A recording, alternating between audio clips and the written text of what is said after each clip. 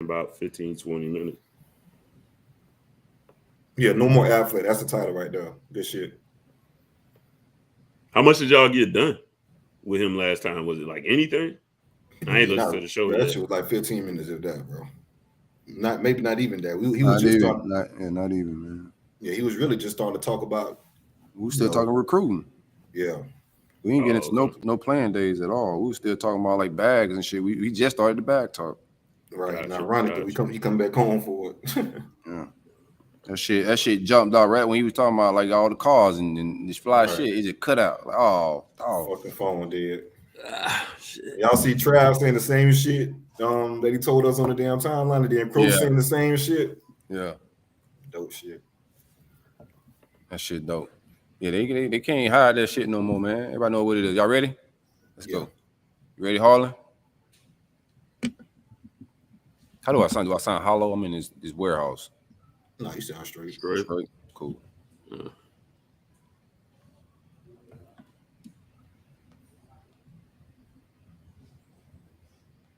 Yeah, or shit. Oh, we live? I didn't even see shit top left corner. All right, 3, 2, 1. It's the roll up. It's the vibes. Another beautiful day in the Sunshine State. TGIF.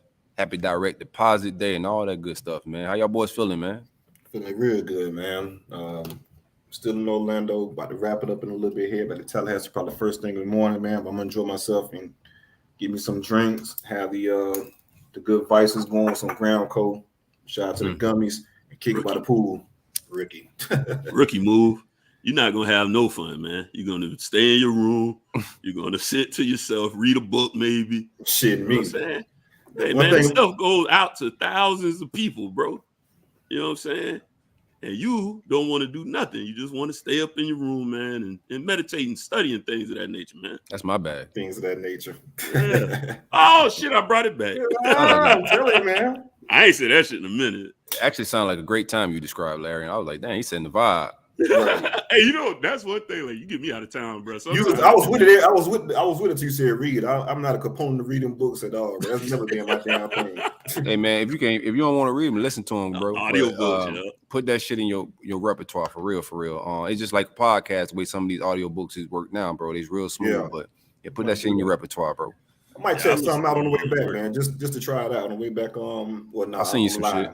Because I know first time on the way back to Tallahassee, I'm listening to the road. I'm listening to us, I'm listening to the Rollup. So you ride by on Friday?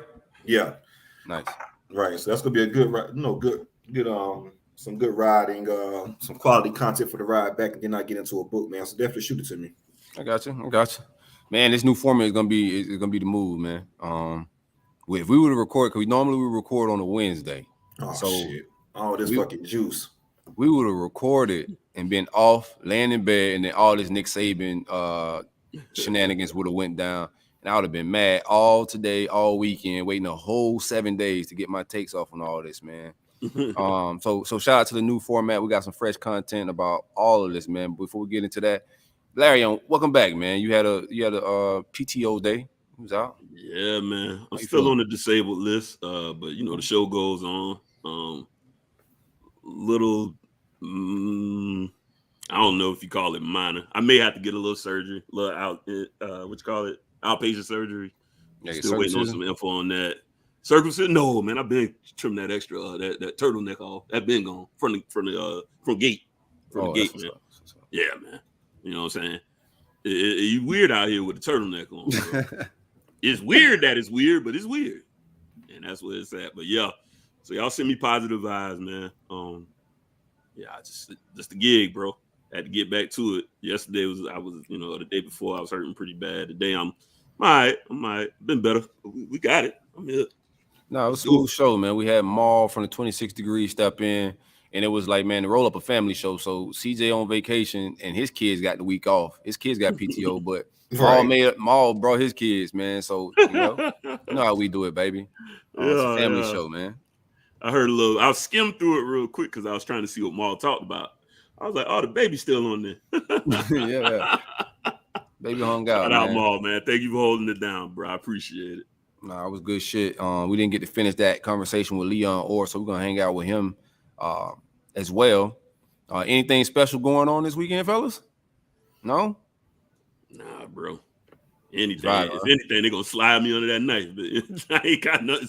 That's special if it happens. Damn. Yeah, this weekend I ain't shit going on. Man, prayers. I know people be lying when they tell you prayers up. Like people be lying, they don't really be praying. Yeah, not a damn thing. Hey, real deal, man. Prayers up. Sending positive. So check this out. Someone told me saying that is the actual prayer though. Someone told me that shit. That prayers up. I'm gonna pray for you. That's the actual prayer, right? That's prayer right there. Yeah, that's what someone told me a while ago. I take it. Shit, better than nothing. At least you thought about my black ass. I was like, man, motherfucker, your ass ain't about to pray for nobody. Shit, that's the prayer right there. But I'm gonna pray for you. Yeah, don't tell me how to pray, bro. Right. Yeah, no doubt, man. I do want to give. I don't got nothing planned this weekend as well, dog. I'm just chilling. It's all work, man. Outside of that, it ain't really nothing to do. Summertime is coming up. Kids about to be out, excited to not be taking the kids to school every morning. The car loop is the shenanigans, bro. So not being able to rush them out the house and do my thing. I could be up to Orlando more. Got some things I may be in Gainesville for. We may be in Gainesville for this summer. So super excited about the summer and the vibes, man. Happy to not be taking these kids to school. I got one more week. I'm out of there. One more damn week. I'm with you. I ain't got to pay for damn after school either, bro. Woo! Wait, you do that? Damn. Yeah, dog. They kids ain't like we were, boy. I was home by myself at 7. Nah, man, I'm with that shit. I'm with it. I know your wife ain't going for that. Right. It's just fact to get into the crib too, though. Yeah. Okay. Yeah, that's why I used to get off that bus. Yeah. Had that key tie around my neck. Get up, pop that, lock it. Don't answer the door. Don't open for nobody, right? not even me. Nobody. Not even me. But knowing damn well if you come knocking without a goddamn key and I don't open that motherfucker, you're gonna be looking at me crazy. See, the problem with us, me and my brother a year apart, so don't open the door. We was open the door. They better not come in, goddamn it. Like we was with the shit. But yeah, my parents. Yeah, we home alone. I was just telling my man Curtis this today, man. We used to be home alone a lot, man. My parents worked a lot, so at one point in time, they both were correctional officers, and they worked at GCI, the prison in Belgrade, and on the night shift. And when I was a kid, I think I was like 9, 10, elementary school for sure. There was a big prison outbreak, like 6 prisoners got out, and my parents was at work. Me and my brother and that bitch scared in the motherfucker, man. That's a different day and time. You can't leave your kids home like that no more, man. Hell no. Well, no, it's frowned upon. It's frowned upon. I made it out just fine. It gave you some character, bro. It built character, man. I tried to fry eggs in the microwave, like that type of shit. You learn at an early age, man. That's a dumb idea, bro. What do you know? Boy. But no, seriously, let's know, because I worked prior to what I do now, man. Like a long time ago, I was a CPI, child protective investigator.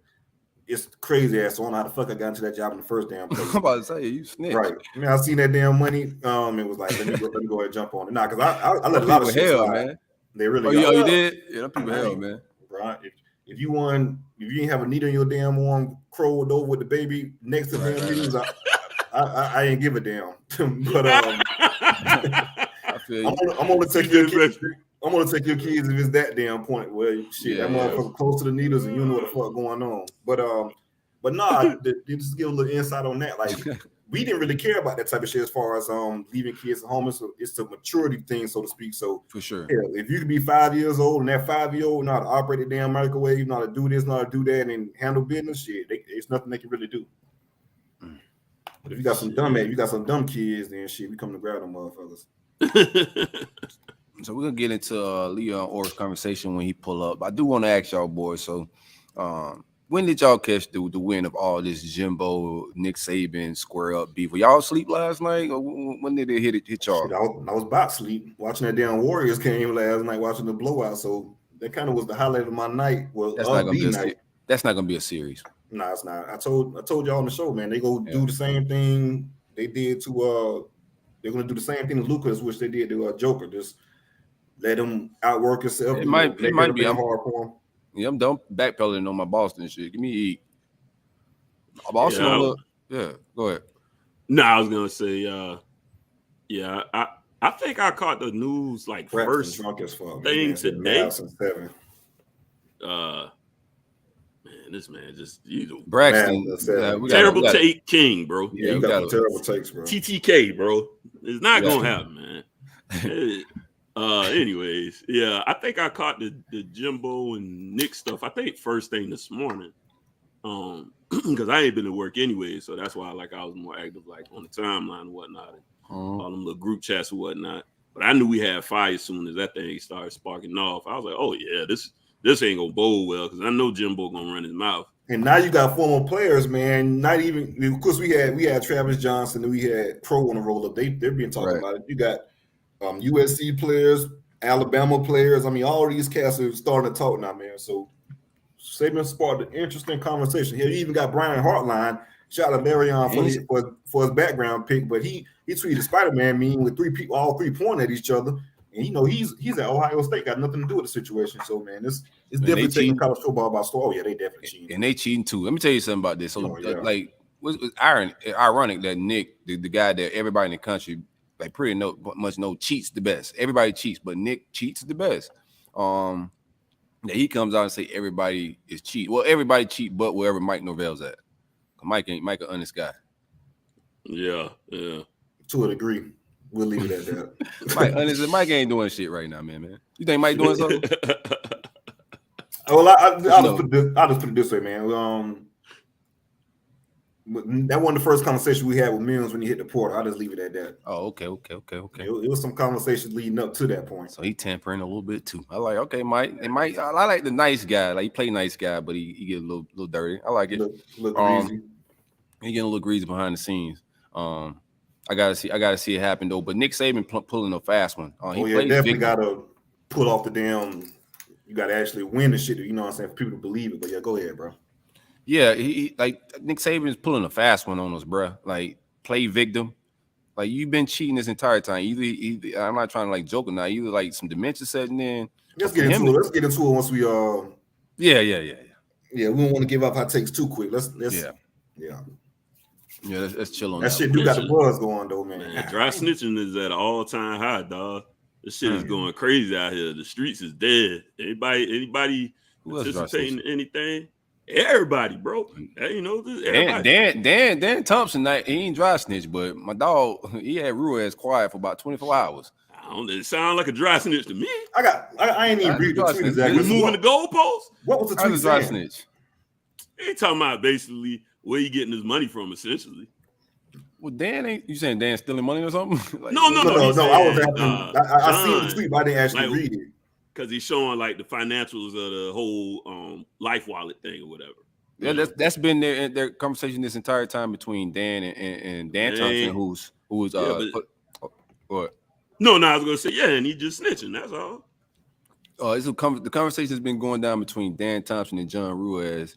Has been about the life wallet app, and John Ruiz has been bragging about his value and the money he has, and Dan Thompson has been said that number he's basing it off is all speculation, and we'll find out this past Wednesday. It just passed was a date that they were waiting on to find out the true value and the financials of whatever was going on with Life Wallet.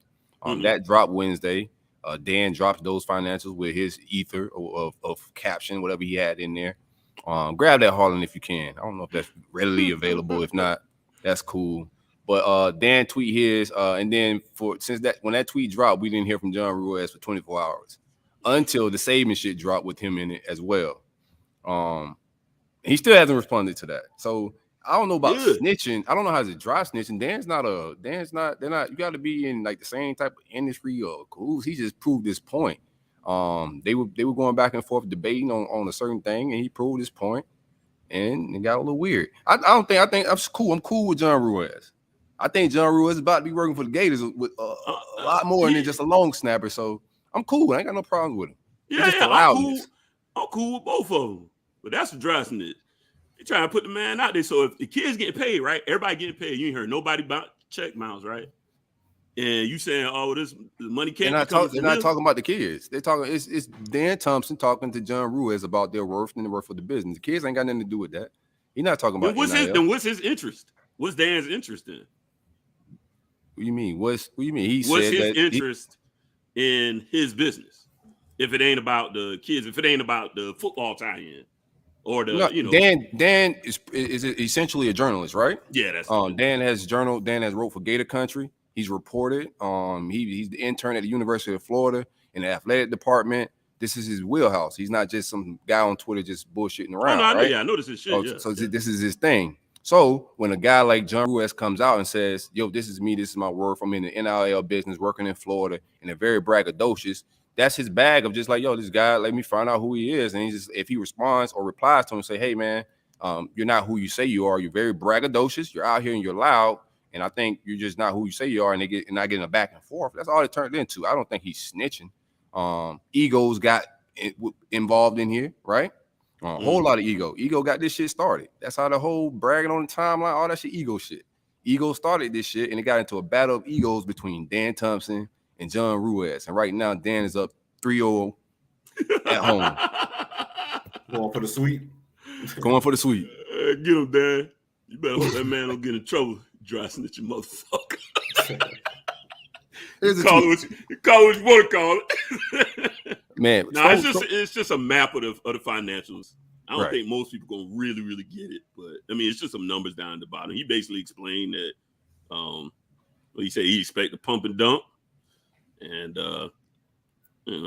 he said grew. Let's see, all right, yeah, in 2021, MSP, which is like the parent company for Life Wallet, grew revenue 5% to 14.6 million with a net loss of 33 million.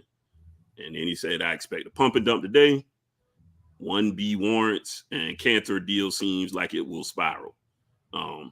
Ruiz can get out quickly with some quick money, but this is going to go down bad. I don't know what that means yet. He ain't reply to that bitch and he ain't tweet for 24 hours. No, he didn't. He damn sure did. The whole family didn't tweet. Like everybody went. The whole family. Everybody got off the bucket ass. I would have just pulled the Kevin Durant and said, y'all gonna make me start talking about me being rich again. Yeah, right. Nigga, I don't care about them ashy legs. Kev like, I'm gonna start talking about y'all being broke now. You worry about the wrong shit. Yeah, but bottom line, bro, like people, of course, this shit got like people in their feels over this, man. I don't know why people take all this stuff so personal. I just got some word, I got sources and people in Gainesville. Yeah, John Ruiz got kids. They graduated UF.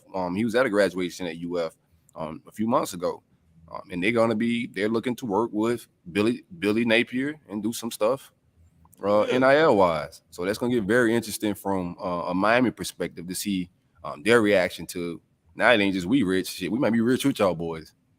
But see, I already tell you what we're gonna say. I just need Hugh not to give y'all boys no money. You feel me? I like that. I like that setup. That's fine. We got two rich daddies now, man. Oh boy, look at him. Daddy stealing now. Ah, first it was daddy shaming, now they daddy stealing. I know what that's like when them boys in the neighborhood. You probably had to deal with that. Pops at the house. I gotta like provide balance to the show, man. Some humor. We here for a good time. That's one thing too, man. We are here for a good time, bro. Oh yeah. Everything we do is to have fun. This is college football, man. I come on here, I talk Miami, Florida State, and Gator football with my dudes, my brothers, and we're gonna have fun, man. Anybody that's taking this stuff personal, anything we doing, they just in a different type of look. We're trying to build something, and we focus on what we're trying to build, and that's the biggest platform in Florida when it comes to football. That's what we on. Anything outside of that, bro, we ain't none of our business. We vibing. You feel me? Yeah. Y'all ready? I already tell you what the Canes gonna say, yo. Say we doing charity work for y'all. That's all they already said. Long snapper. I like it. He's supposed to help build the the smart fans. That's what the ignorant fans are saying. The smart fans, you read the comments. Smart fans are like, hey, yo, we need to get receivers and shit we missing on, dog. while you getting them long snapper bread. That's what's funny because they saying that like they smart, but it's kind of dumb because you gotta remember you're not allowed to entice a kid with an NIL. So you're saying we missing on these receivers? No, it sounds good, but right. What I'm saying, we know that's saying the whole right. Just don't talk about it. Just don't talk about it and be loud about it. But everybody's using NIL to entice these kids. Addison is still choosing. Like what the hell he waiting on? I forgot this boy was out here. He just announced. Nah, USC. Yeah, USC. Oh, it was USC. Yeah, he just announced. I saw something like a couple of hours saying they expected him to announce Texas. Yeah, this week just happened. PFL. I would have went USC too, man. I trust Lincoln. He's a little more established. Yeah, PFL. I like Texas was Trav. like Trav pitch, man. That long Pittsburgh play sold me. I thought I would have went. Well, I would have stayed home. Yeah. I would have bossed up in the city to try to get like put myself in a position. Man, I would have ran the checkup in Pittsburgh. You'd have been an icon forever in Pittsburgh. Forever. Now he's gonna be a bit of a. I'm telling you, he's gonna be a bit of a heel now. Yeah. Unless he get drafted by the Steelers. Small fish in a big pond, like we said. And then he had the because you go to USC and ball. No, he's a small fish in a big pond. Oh, in LA. Okay, I see what you're saying. I thought you were talking in Pittsburgh. I got you. Nah, LA. But no, and then you go there for 1 year, say you ball. But how many cats have like we just had Steele on talking about, how, and it's pretty much similar to Miami, but I don't know if Miami's up, you could be a god in Miami. But we just talked to Steele, and he was saying like, hey, shit, I was dating girls who were dating football. It's hard to be the god in Miami anymore. Like what Miami is. It's just Miami has always been a huge, big city or whatever. I don't care if the Hurricanes are good as Bama right now. The boys still wouldn't be gods in Miami. Like I don't think people realize what Miami is. Go down there. Yeah, probably nowadays. Yeah, probably nowadays. I don't know. It's hard to say because we ain't seen it. It's been so long. So that city is full of superstars. Like everywhere. That's a good point. But going back to what I was saying, though, got to choose somebody. Yeah. Rick Ross, he wouldn't even take a shot from that girl. Then they go shoot. They go shoot the shot. They go choose Tyreek Hill. This $100 deal. I think she smelled the way he grabbed his nose. That's a different. You definitely can't. You definitely can't drink off my cup if you smell. Like hell no. She tried to put the shot up the Rick. Oh, finish your take, CJ. My bad, but I don't think Miami will ever be like as far as the Hurricanes. Them boys being like that. It's too much entertainment, stars, a lot of fucking money. Like the NFL, the Dolphins, damn near ain't no fucking stars in that city, bro. Yeah, but now going back to the point about LA, hell, we got 2 NFL teams, you got 2 NBA teams, stars, actors, whatever. Hell, if you stay in Pittsburgh and leverage everything that you got, you already had the Roonies in your back pocket because once they got word that you was trying to leave, they tried to level everything to assist in keeping you at Pitt.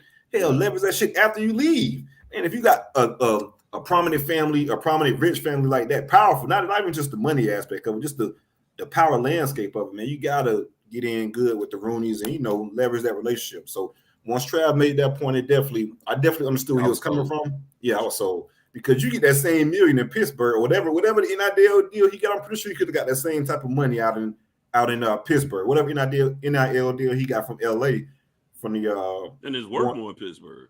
Exactly. When you look at the tax portion of it. $1 million in Cali or $2 million in Cali ain't $2 million in Pittsburgh. It's a totally different game. So, yeah, I would have rather just went on and been a god in that city for life.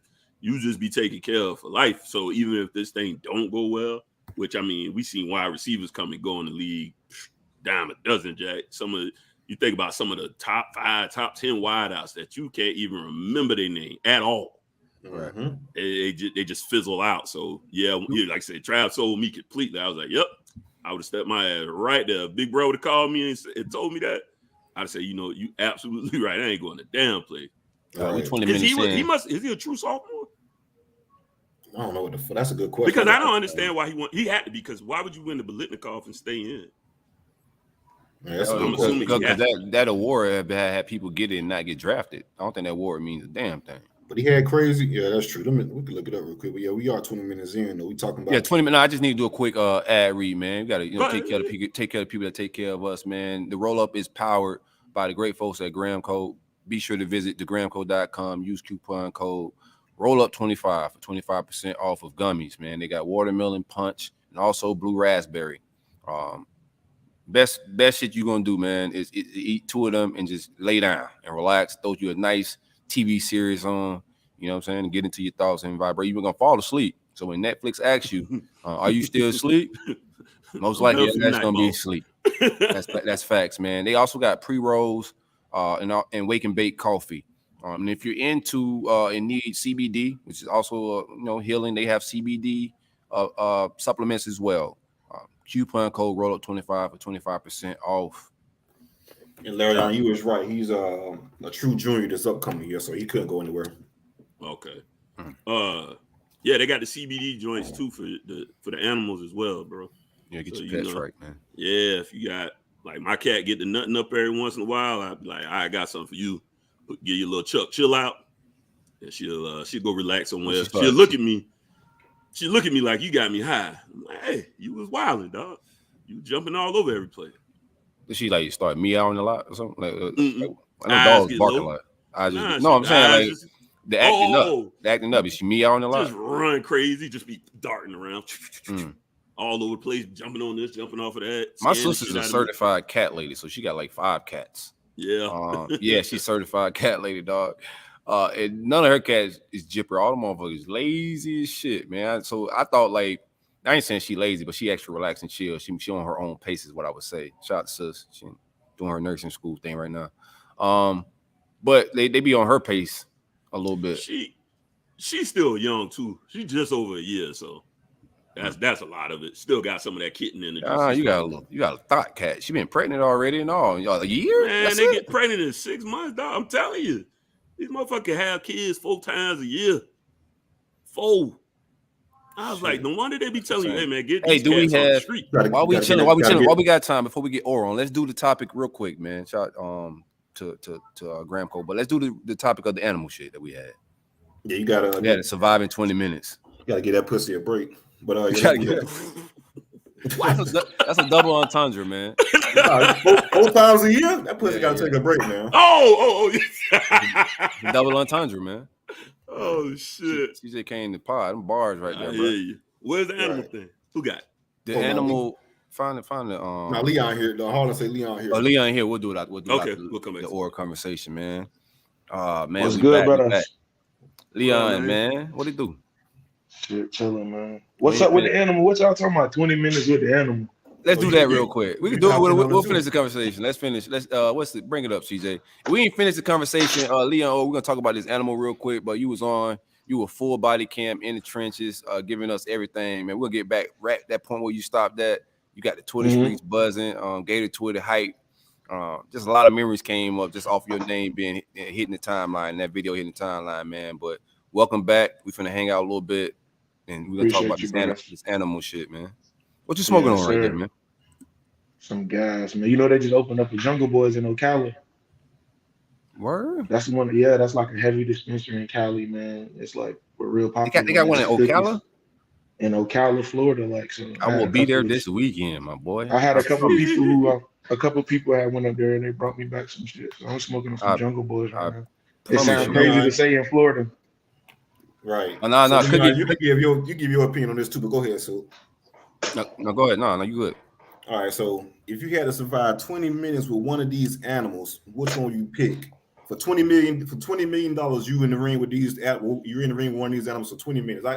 It don't say ring, so we're just going to spice it up a little bit. Which animal would you choose? A grizzly bear, a hippo, a tiger, or a crocodile? Now I got to survive. Yeah. Now, my point was, I'm not picking a hippo. They fucking you up off rip.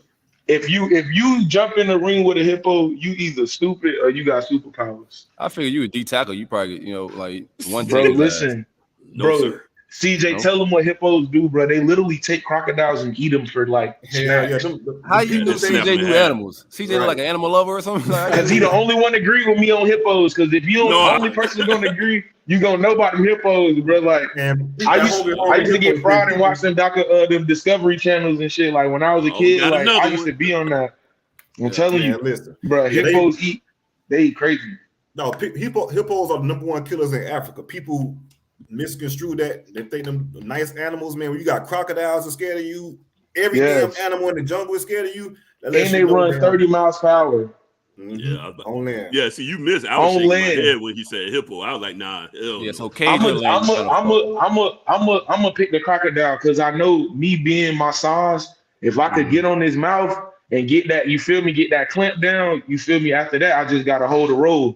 But I feel like crocodiles, they're ambush animals anyway, man. So you can maneuver around crocodiles. Yeah, like I feel like I'm from Florida and I'm a gator, so I already know how to deal with gators. Y'all gonna vibe. Y'all gonna vibe good. That's why. Yeah, it's gonna be like black on black crime shit. We just gator on gator out there.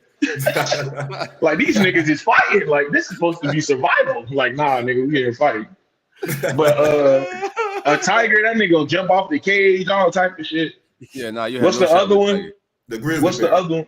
Grizzly. And see, that's like that's not even.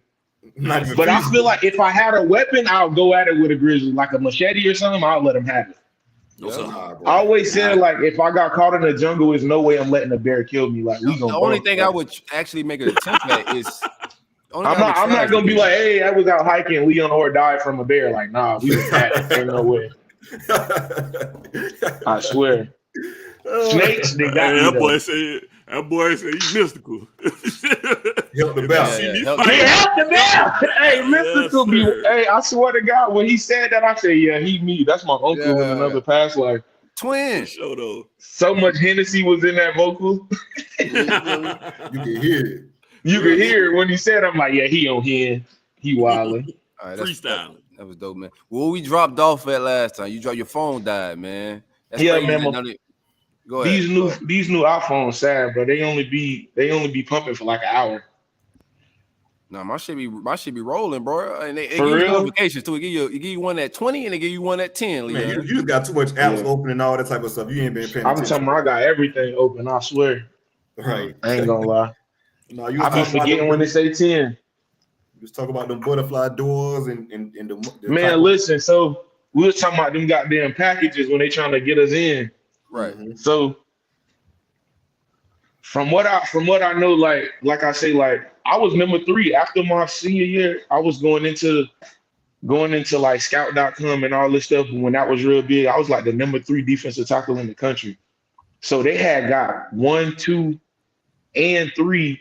The number 1, 2, and 3 defensive tackles all to come in at the same time because we weren't even about to come in together. But we ended up going to the Under Armour All-American game, and we all just clicked up. And that's when the whole money thing became like this thing, like because you got all these highly recruited players, and we all talking about, well, what you got or what you? Shit, he bought me. I'm like, damn, I'm missing out. So after that, when I get back to the crib, every coach you come, I'm like, what's up with the bread, like. He got this and that. He was just over there. Y'all gave him this and that. They're like, yeah, we gonna. Then they'll, you know what I'm saying, send some people through to you. It's never hand to hand. Like if a guy told you he got money directly from a coach, he lying. Right. But them packages be out there and they'll pop up on you like it how you juiced up. So give an example of a couple packages that you got and how that played out. Yeah, you had to do the gauntlet, like the gauntlet of the big program that want defense tackle, SEC country, not just Florida. Give us who had. I'm not even gonna lie, bro. I really didn't get I got it during recruiting, but during in college, I feel like I wasn't on that list because I feel like I wasn't this projected to go first round type of guy because I kept getting hurt, you know what I'm saying, stuff like that, like little petty stuff like that. And me and the coaches, we ain't really see eye to eye once I got there because I felt like I already seen what they was on. As we get there, they're already trying to leave and go to other schools, you know what I'm saying, stuff like that. So I just felt like the commitment level from the coaches wasn't there for me. And I'm from the hood. When I got to college, I couldn't go back home. It was either stay here or go back home and be homeless or go sleep on the couch type thing. So I feel like the coaches ain't understand they really had our lives in their hand. So I applaud the NCAA or whoever did it so these boys could get them NIL money, all that stuff. Because when we was in college, it was hard unless them coaches really mess with you and they was really dropping that bag on you. You was just like a regular student for real. Right. But real quick, man, I feel like I wouldn't. Go ahead. Finish your thought. No, I was finishing your question. I feel like I ain't really get a lot of those packages. I got in some trouble that I got out of. And I appreciate the coaches for that because I was one of those guys. I was hanging on the east side. I was really hanging with the locals. I had cousins from Gainesville. So when I was done with school, I really go hang in the hood, hang out with my cousins. Same way how y'all see me, you know what I'm saying, here where I'm from in Tarpon Springs. Yeah, we named that's how I was in Gainesville. Bro. Yeah, that's where I feel most comfortable at is when I'm around people who I know down to earth who really already been out in the real world, had to survive for real on their own. So I ain't really get packages like that once I got there. But man, them boys, Chargers, Suicide Does, BMWs, we was doing all that before all them boys. Right. They just was getting caught. We don't get caught at all. Pickwork, none of that. Yeah, we don't do that. Yeah, real smooth. What's the process? I've talked to a lot of guys from the Urban Meyer era and Ahmad talked with me about his struggles as a freshman and dealing with Urban Meyer, not getting playing time, the psychological stuff he do. What was your freshman year like when you got on campus and with Urban Meyer and not being, the starters get preferable treatment. The guys that are making plays get treated better. So what was your process like? Man, I feel like you're not real quick. You're not that recruit. You gotta get de-recruited a little bit. So what's that de-recruitment process? Is what they call it. It's all a breakdown. They want to break you all the way down and then build you up so they could claim that they built you. You get what I'm saying? So you could be good, you know what I'm saying? But if they feel like you got too much of an ego or you too, they'll break that. They like try to break everybody down to ground zero and build them up. And like he'll use the coaches to do all that physically, but Urban was the one trying to break you down mentally. So he'll come to you, say some shit like, damn, I recruited you here? Must have been a mistake. He'll just like walk away from you. You know what I'm saying? So now you like, damn, I'm finna go to practice and snap. I don't know who the fuck bro talking to. Like, you know what I'm saying? Like he just used to just or that's your mindset. Or it could fuck you. Right. Yeah, or like you had guys who just be like, oh, you know what I'm saying? Yeah. But I feel like to me, I just was always like, man, y'all got me fucked up. Like I used to just snap every time. That's why people used to always be like, oh, I got an attitude. That it was like, nah, I just felt like they was always trying me. So like I just go out there and snap. And then the whole time, my first 2 years, I was hurt. I was playing like with one leg. Then the other year, I broke my wrist. I'm playing with one wrist. But they just always knew I was a fighter. I play every position, O-line, D-line. I'm on special teams, cracking heads. Like, them boys knew about me. I feel like my best moments were at practice, really, until they started letting me play for real. How was the practice like at the University of Florida? Because, you know. Man, that shit was like a game, bro. Every day was a game, bro. It's like, it's 5,000 to 10,000 people at your practice. It's 50,000 people at your game. You feel what I'm saying? So it's 1/5 of your game crowd at your practice, bro. I'm talking about they all in the parking lot, like the little parking garages up top. You feel what I'm saying? You get hit, you ooh, like you feel what I'm saying? Like so practice, like you come into practice every day, like all right, bet. And then once you get shunned by Urban Meyer, like once he like. You feel what I'm saying? Like, all type of shit go to happening, bro. Like, niggas go to losing scholarships, all type of shit. Bro, I see some shit, but some mysterious shit. But if your ass ain't playing, boy, some crazy shit gonna happen. Like, I don't know what. Man, I swear, every time, like, anytime we just had, like, a guy come and he would just straight just poop putt, like he was not a Gator type guy, he'd just be gone by screaming. Like it was the scary, bro. It was the scariest shit ever, bro. Like what, bro? Damn. We got like boy, screen go dingo, but I'm telling you, like, cause when you were freshman, you move in the spring. Man, listen, all right, let y'all don't have a good spring. You will not make it the keys. Nah, screen go dingo. If you talk about like me and Amar had some like real conversation. He talked about it when I first like had him on as a guest on the podcast, and he talked about how he almost was out of there. How he got the number 35, how Urban pretty much just like was treating him like a stepchild, like he didn't. Yeah, that was my freshman year when that happened to Ahmad. I think that was just a confidence thing because his personality had got too big. I think they was trying to bring his personality down a little bit because I feel like big personality for sure. Yeah. And the thing was, he didn't like our class because we came in and Ahmad was a great DB, but we had some great DBs. So the stuff that he could get away with at practice, he couldn't get away with it no more because you got freshmen doing that. So I think it just lit a fire under him and helped him become a little better. But my opinion, I feel like they did that because they just wanted to like mess with him, like kind of like I don't know, like the coaches used to be on some weird shit. Like if you notice, none of those coaches got a job now because they just do too much. They was doing too much. It was toxic behavior. Like it's just toxic, psychology. Because it had us players not even liking each other. Like the 2010 class, we didn't like Ahmad them class. Like Ahmad and all of them, we didn't like that class. Real quick, I personally don't even like fuck with Ahmad like that. Hold on, real quick, because that was a thing. I remember, and I think that's still a thing, man. When I got into it with Muschamp and all that. Man, we got to get on their ass, bro. The first camp, me, Matt Elam, Ronald Powell, Easley, we fighting Pouncey, Amont, we fighting all of these niggas, all the seniors. We doing their ass in. I swear to God, we was on their ass, bro. I'm talking about. I feel like Pouncey was the only one who was like him was going at it. It was like a nice little knuckle, but everybody else who was giving it to their ass. Like they like, damn, bro, these freshmen about that. I think they're gonna see this fight differently, man. But I forgot about this shit. This was all through the fucking. A lot of y'all almost transferred. Give me the G. Who almost was out of there, man? Man, we all tried to leave, bro. They had to call a huge meeting Because all of us, you got to think, we all number one in our position. I'm finna go to USF. Bruh finna go to UConn. He finna go back up to Rutgers. Everybody like, fuck it, we finna slide. We could go to any, you feel what I'm saying? So, and then we all had options to go that didn't interfere with going to the SEC, so they couldn't really stop us. See, at that time, you ain't have that transfer. And like at that time, you couldn't transfer in conference. You couldn't do a lot of different stuff. But the way we was all set up, we could really just leave and go to a school they had nothing to say about, you know what I'm saying, and still go to the league. So I feel like that's what scared them, like, in my personal opinion. But they call it whole meetings because we all just like, man, we about to slide. I'm packing up my car. Everybody like, man, we stopped going to practice for like a week. Yep. We was like, man, we ain't going to practice this week. We like called a freshman meeting. We called a freshman meeting and was like, we're not going to practice. Like, they got us fucked up.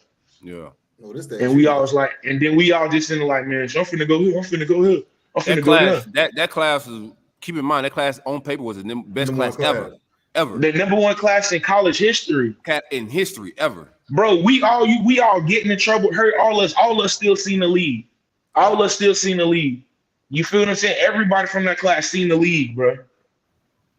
Go down the whole list. Only person who didn't see the league was like Chris Dunkley. That's it.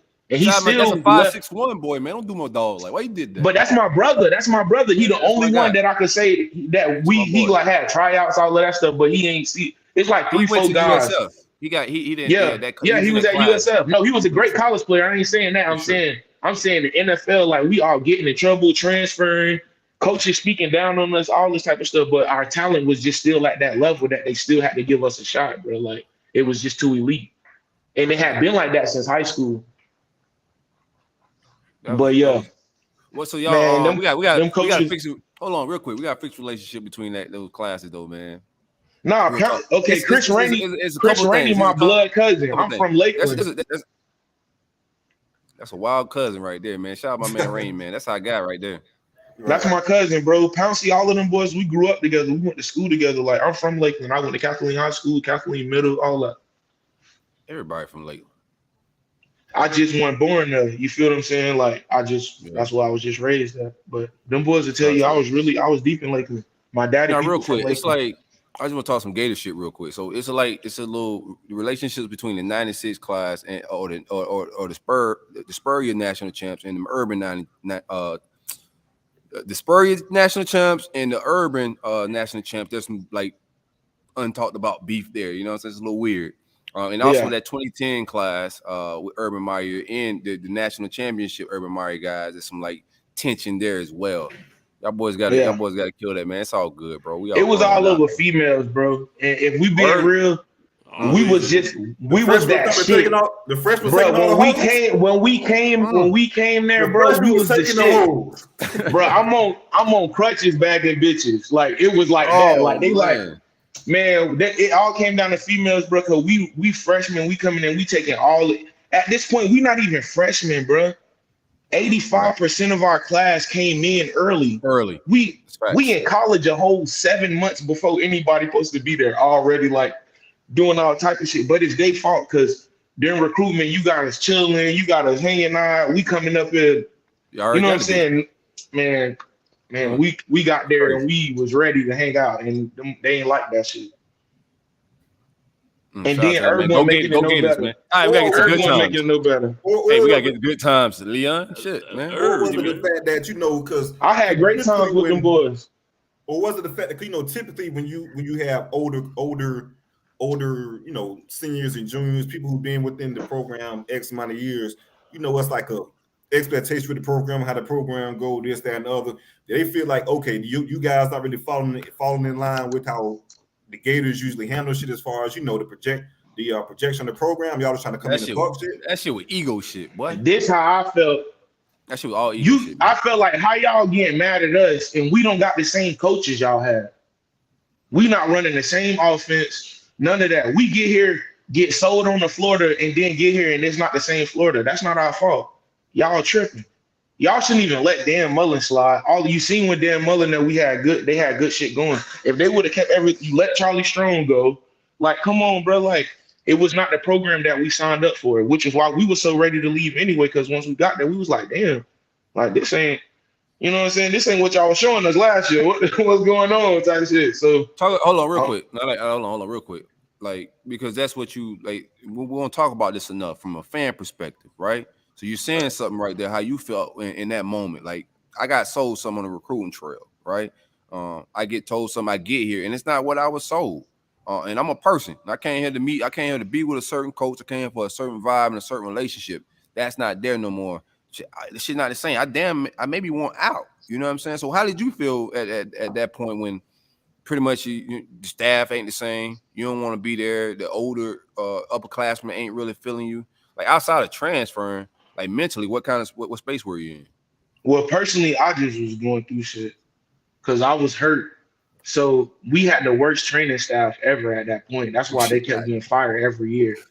So damn, I'm literally you gonna have me a hot water, Leon. Go ahead. I'm literally dealing with this on paper, bro. I almost died in the hospital. I'm on my hospital bed half dead. They got me signing papers so I can't sue the school. You feel what I'm saying? So that's at that point I had no love for the training staff. So I just felt like a lot of that stuff with me was just happening mentally. Why were you in the hospital? What was going on? When I was in the hospital, I had got MRSA from like the dirty ass showers they had, bro. Had mildew all in the showers and shit. You got me fucked about our own University of Florida. That damn man, bro. They made me sign it, bro. I'm like this, bro. I'm like this signing the paper, bro. Yeah, he knows. I'm telling my kid. I couldn't believe they did. I don't got no. I got my mama. You feel me? I don't got no daddy. I don't got no type of parental type of advisory at all, like going on right now. You go send some lawyers and have me sign this stuff. I don't know, bro. That whole situation changed my whole outlook on just like the whole training stuff. And then later on, they got me playing with a broken wrist for like half a year. I'm going to the trainer, damn near crying to him, like, my wrist is broken. He not believing me. It get to the point where I'm like, bro, if you're not gonna believe me, I'm just about to swing on you so you believe me at this point. Like, I had got that mad with him, like, bro, I'm just about, like, cause you really finna try to make me go to practice. I ain't going to practice because my wrist broke. We go get an x-ray, guess what? Wrist broken, bro. Look at my wrist. I covered my wrist up with tattoos, bro. They fused my scaphoid bone because the scaphoid bone is the bone in your wrist that lets you be able to roll it around. My shit was broken the whole year. I have been playing with a dead bone for like half a year. I'm like, man, come on, man. I'm telling this man every day. They just giving me that big ass bubble. You remember that year I was out there with the, I don't know what the hell you signed. I'm gonna be honest with you. I don't know what you signed, but boy, I had to double back on that. All that shit. Man, hey, boy, if I know somebody who know how to do it, they know I'm from the hood. But if I know somebody who really know how to do it, I'll double back on them. Bro, this is Sue ass season, bro. Man, listen, everybody. You see, I just hit off that AF lawsuit for $200,000. Damn. When I was playing for the Orlando Apollos. Oh, really? Them boys. What happened? Man, listen, they bucked us on the league for like 1/3 of our salary. They had us locked in 3-year guaranteed contracts. Damn. They one of the investors, him and two other investors, was stealing the money and siphoning it out to buy cryptocurrency. They just pled guilty to like all type of stuff, bro. And then they just defaulted on their lawsuit in the bankruptcy Where else court. can you get this type of content, bro? Like this whole shit is just like valuable. Bro, when we was playing for the Apollos, bro, it was so sad, bro. I never seen like once they cut the funding to a program, how everybody just stopped what they're doing and just like, bro, it was crazy. People were stealing shit, like it was crazy. Hey, I see niggas running to their car with like 5 helmets. I'm like, bro, you're not even on the team. Why do you have helmets? Like, it was crazy what we were seeing.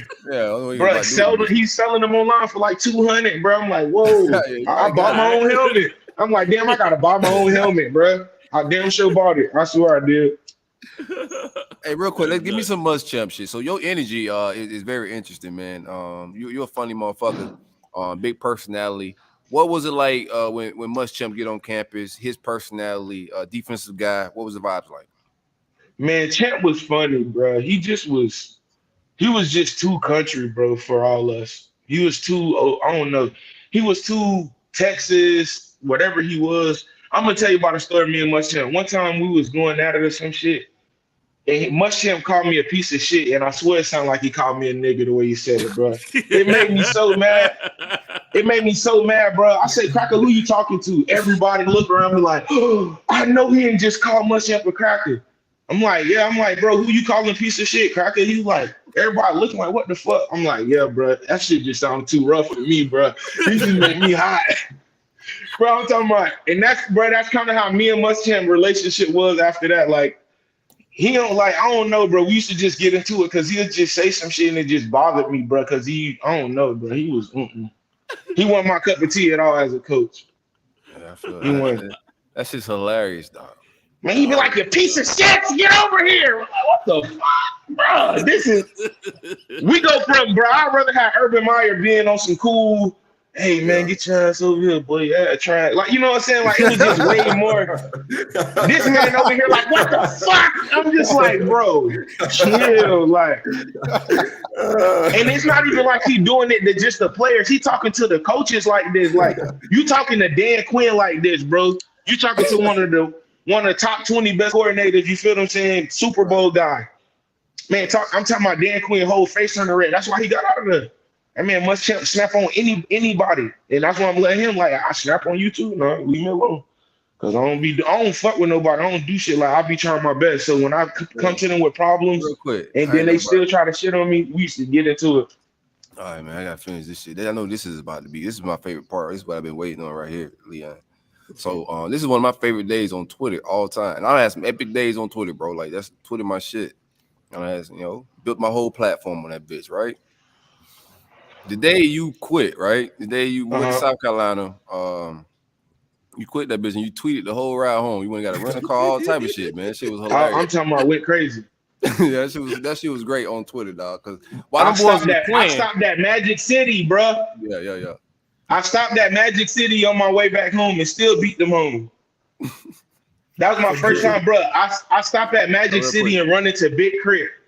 Remember when Big Crit was real big? Yeah. He was. Yeah. I got the pictures and all, bro. I'm like, wow, like, I don't know. At that point, I just knew God still had me because I swear I ain't do nothing wrong, bro. I bust my ass for that, man. Give me what happened.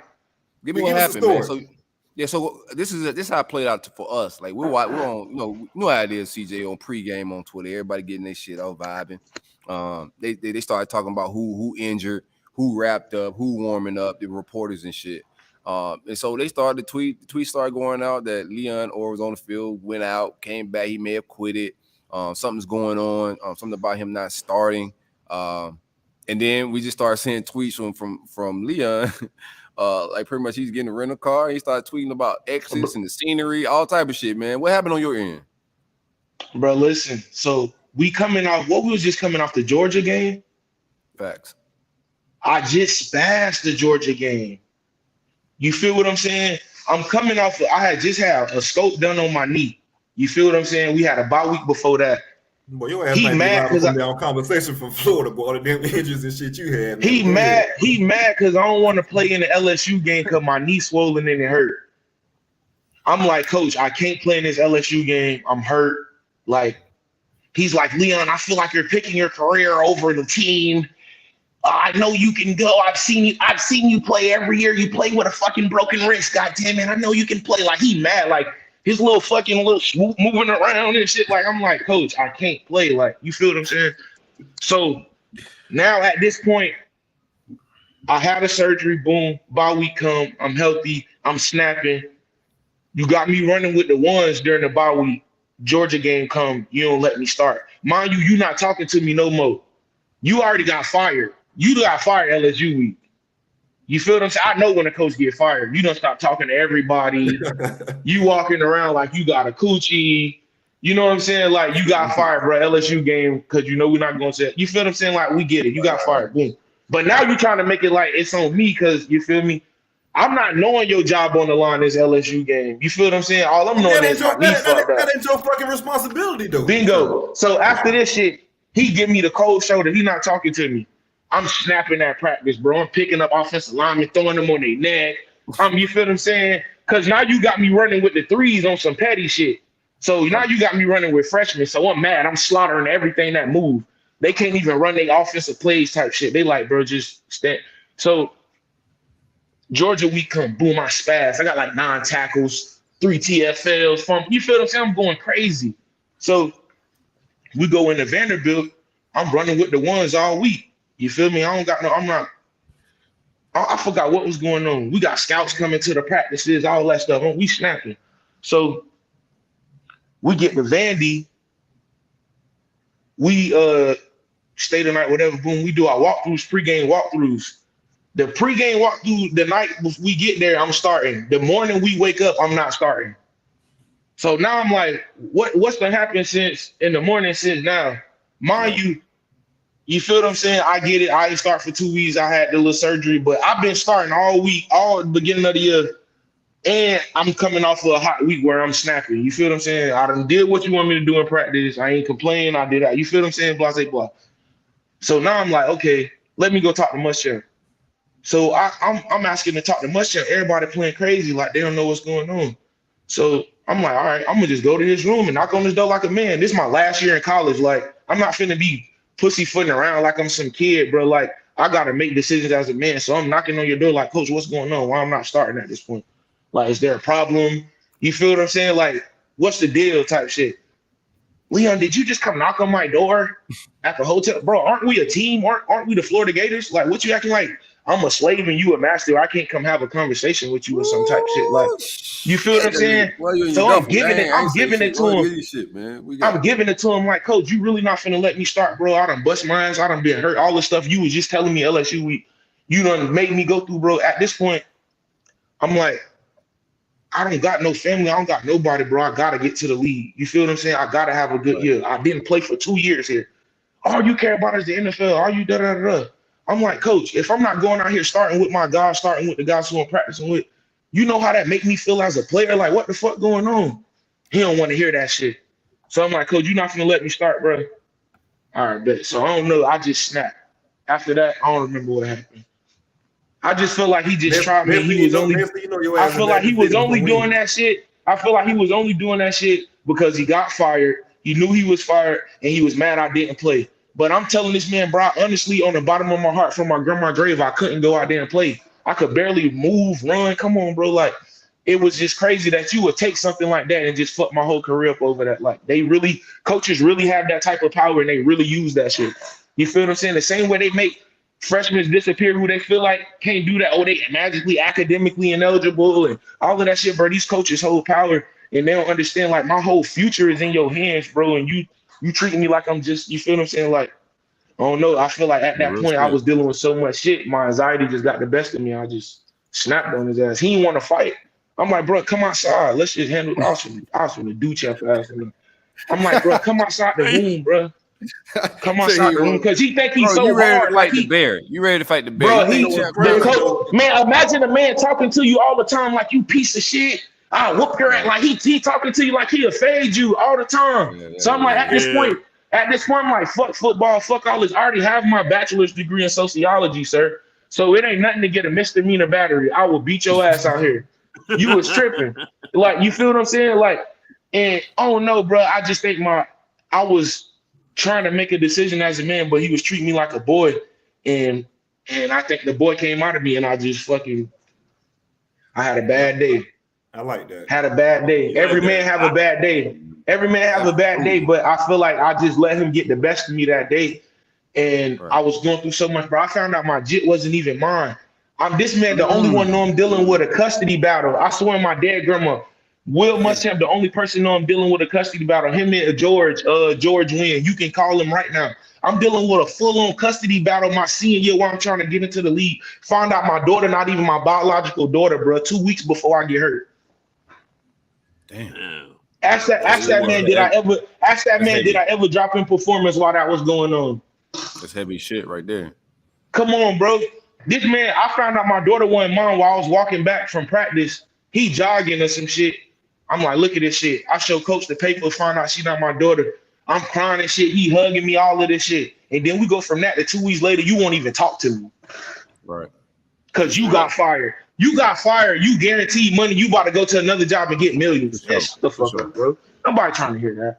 Yeah, you need the Magic City, bro. You need the Magic City, dog. I went to Magic City and went crazy.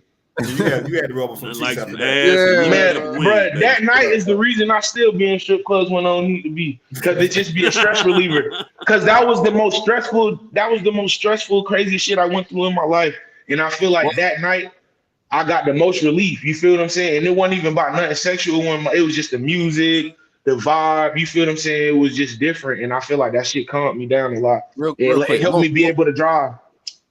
Well, like let's talk real life shit, man. We had Crow on here. We get the baby mama vibe. Yeah, that's my brother. Crow, my brother. Yeah. Real quick, man. So, what's that like, man? So you dealing with you think this child yours, like you going through whatever drama that may come with it, whatever legal stuff you waiting on a paternity test, and there's some love and all that for that kid. When you find out it's not yours, like how that shit feel, man? I don't know. I feel like it made me cold-hearted because her mama was doing so much. Like she was like calling the school, just making up lies about me, like doing the most for like a year and some change. Like she used to pop up to the school, like, you know what I'm saying? And then on top of that, she was like a little fat chick. So I'm like, oh, why are you up here? Like, what are you doing? Type shit. Like, bro, it was just like making me so mad. Then to find out I went through all of this for nothing. Right. Like it was the craziest shit. Like I feel like I was just so blow. Like you really did all this for as far as like nothing. the relationship with the little girl, man, because you didn't prove the love. It continued. My grandma still was there. Bro, I was already in 5 years deep. You feel what I'm saying? Like I can't just turn around. Bro, I'm in 5 years deep. My grandma was taking care of my daughter at this time. She's still bouncing back and forth. You feel what I'm saying? So now I'm like, okay, I'm about to go to the league. I'm about to get some paper. I need to get full custody of my daughter before she try to hit me over the head with that shabuki. Right. Man, we go through all this shit, find out she's not even my real daughter. I'm like, wow, look at this crazy shit right here. So then we had our little, maybe like a year or so where I just, you know what I'm saying, was really kind of not feeling it. And I was just kind of just keeping in touch through my grandma because at that point I'm in California. So, you know what I'm saying? I really was just like, I don't know. A lot of shit going on, bro. Shout out to my brother Niron Ball, man. I feel like don't nobody talk about him. Oh man, rest in peace, man. We just talked about him, man. My man Curtis. I was just talking about shout out to TK too, man. Shout out to TK. Yeah. We was just talking about Niron Ball right now. That's my fucking brother, dog. I got a tattoo on my neck. That's my brother. Yeah, man. Good. Just, we went to Oakland together, bro. I spent half of my life with this man.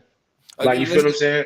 Let's get into that a little bit. So you went. Let's talk about real quick the combine process and you ended up with the Oakland Raiders. And what was all that like? Of course, everybody was lovely getting drafted. It was lovely, bro. And I probably would have still been there, but I had got 2 concussions back to back. I got a concussion during camp and then one during preseason. So I feel like, once you get a third one, you can't even play for the rest of the year. So they just kind of was like, okay, we got to cut our losses with him and kind of, because at that point, it was just like, I couldn't get off enough game film that year. And it was too many hot guys coming in that was like real true pass rushers. And I was an in-between guy. I was go give you some run support. You feel what I'm saying? Give you that deep ball. You know what I'm saying? I was kind of one of those guys who wasn't like a distinctively this type of player type thing because I was bouncing back and forth from so many positions, so I was still learning. But I feel like without those concussions, I'd have still been at Oakland. Because then I feel like I'd have felt then for like Dan Williams, like those big zero techniques. I feel like I was that guy like built up for that.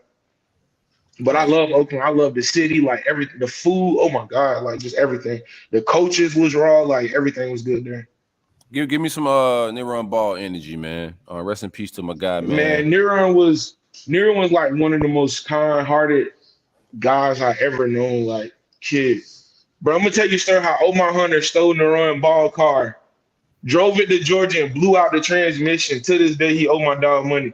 Omar Hunter sent my dog his money. He blew out his engine when we was in college. Hey, that's how like kind-hearted Niron was though. He wasn't even mad. Like you could blow the engine out on his Charger, bro. He was still kind of like he was just that like kind-hearted. He'll do anything for anybody, bro. But he just freshman year, he the 2-1 kickoff coming down head first. Boom, head first. Yeah. Boom. You feel what I'm saying? Yeah. So this is your identity. You a head cracker, you a head buster. So then when you have that, you feel what I'm saying, the situation with, you know what I'm saying, with the blood and, you know what I'm saying, everything that was going on, right? He had to become more like finesse. He did it. He became a pass rusher, you know what I'm saying? And he developed all those skills after sitting down for a year and some change. So I feel like, man, the sky was the limit for him in the NFL, especially now that the game went to more pass and he was like one of those guys that could, you know what I'm saying, do a little bit of everything. But yeah, man, he was a good guy for sure. What was the time out in Oakland? Y'all hung out a little bit while y'all was out there, 2 young guys? Man, that was my brother. Every day we hung out. You feel what I'm saying? Like, I was a free agent. He got drafted, so he was able to experience Oakland a lot quicker. So I was always up under I was riding his coattails. You feel me? Right. Before I could get a spot, I was sleeping on his floor. He had a condo downtown. We fucking on the 50th floor. That's fly. Man, bad man. I can't say too much. My brother got killed, all that, but we used to hang, bro. Like we used to hang out, bro. Oakland is spot, bro. Downtown San Fran, like Oakland is spot. I ain't gonna lie to you. Y'all boys got we enjoyed ourselves. Shout out Justin Ellis. He was like our big brother. He always put us on nice shit out there, like nice parties. That was like lady. We used to rub elbows with millionaires, bro. Y'all boys good. I don't want to hold the mic. Y'all boys. I'm good. I'm vibing. Yeah, that's what's up. Hey, we got something cooking too, man. Me and Leon, I didn't when we first linked up and started talking. It wasn't about podcast, anything like that. I got something else cooking. We working on something. I can't. He know who I'm talking about, but I can't leak out all the names and the info. But Gainesville, we bringing something very special. Big Gators. Big Gators, man. Big Gator vibes. We're gonna do some music with some former Gator players and some Gator players. You know, let me chill. We're finna do some music. We're gonna do a vibe. We're gonna do something in Gainesville real soon on the Rollup Network. We throwing something. Man, your music, bro. You was doing music way back then when you was on campus. You know what I'm saying? I've been following it along a little bit. You know, you do your thing, man. What led into that? Man, it was one of my biggest.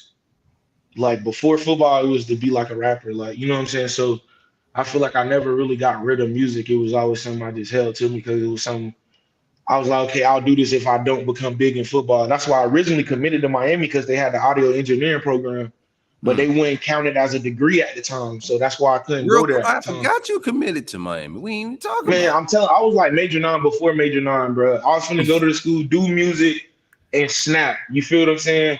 But they wouldn't let me do it, bro. So I was just like, man, fuck it. And I ended up going to Gainesville. Trying to talk to Major 9 as well. We talked. Yeah, Major. I was trying to get him on the song. Cooking. I went through another guy who I was out there at the Raiders with. He had committed to Florida, but ended up going to Miami. What's my guy name? The linebacker. Him and Andre DeBose from the same spot. Ray Armstrong.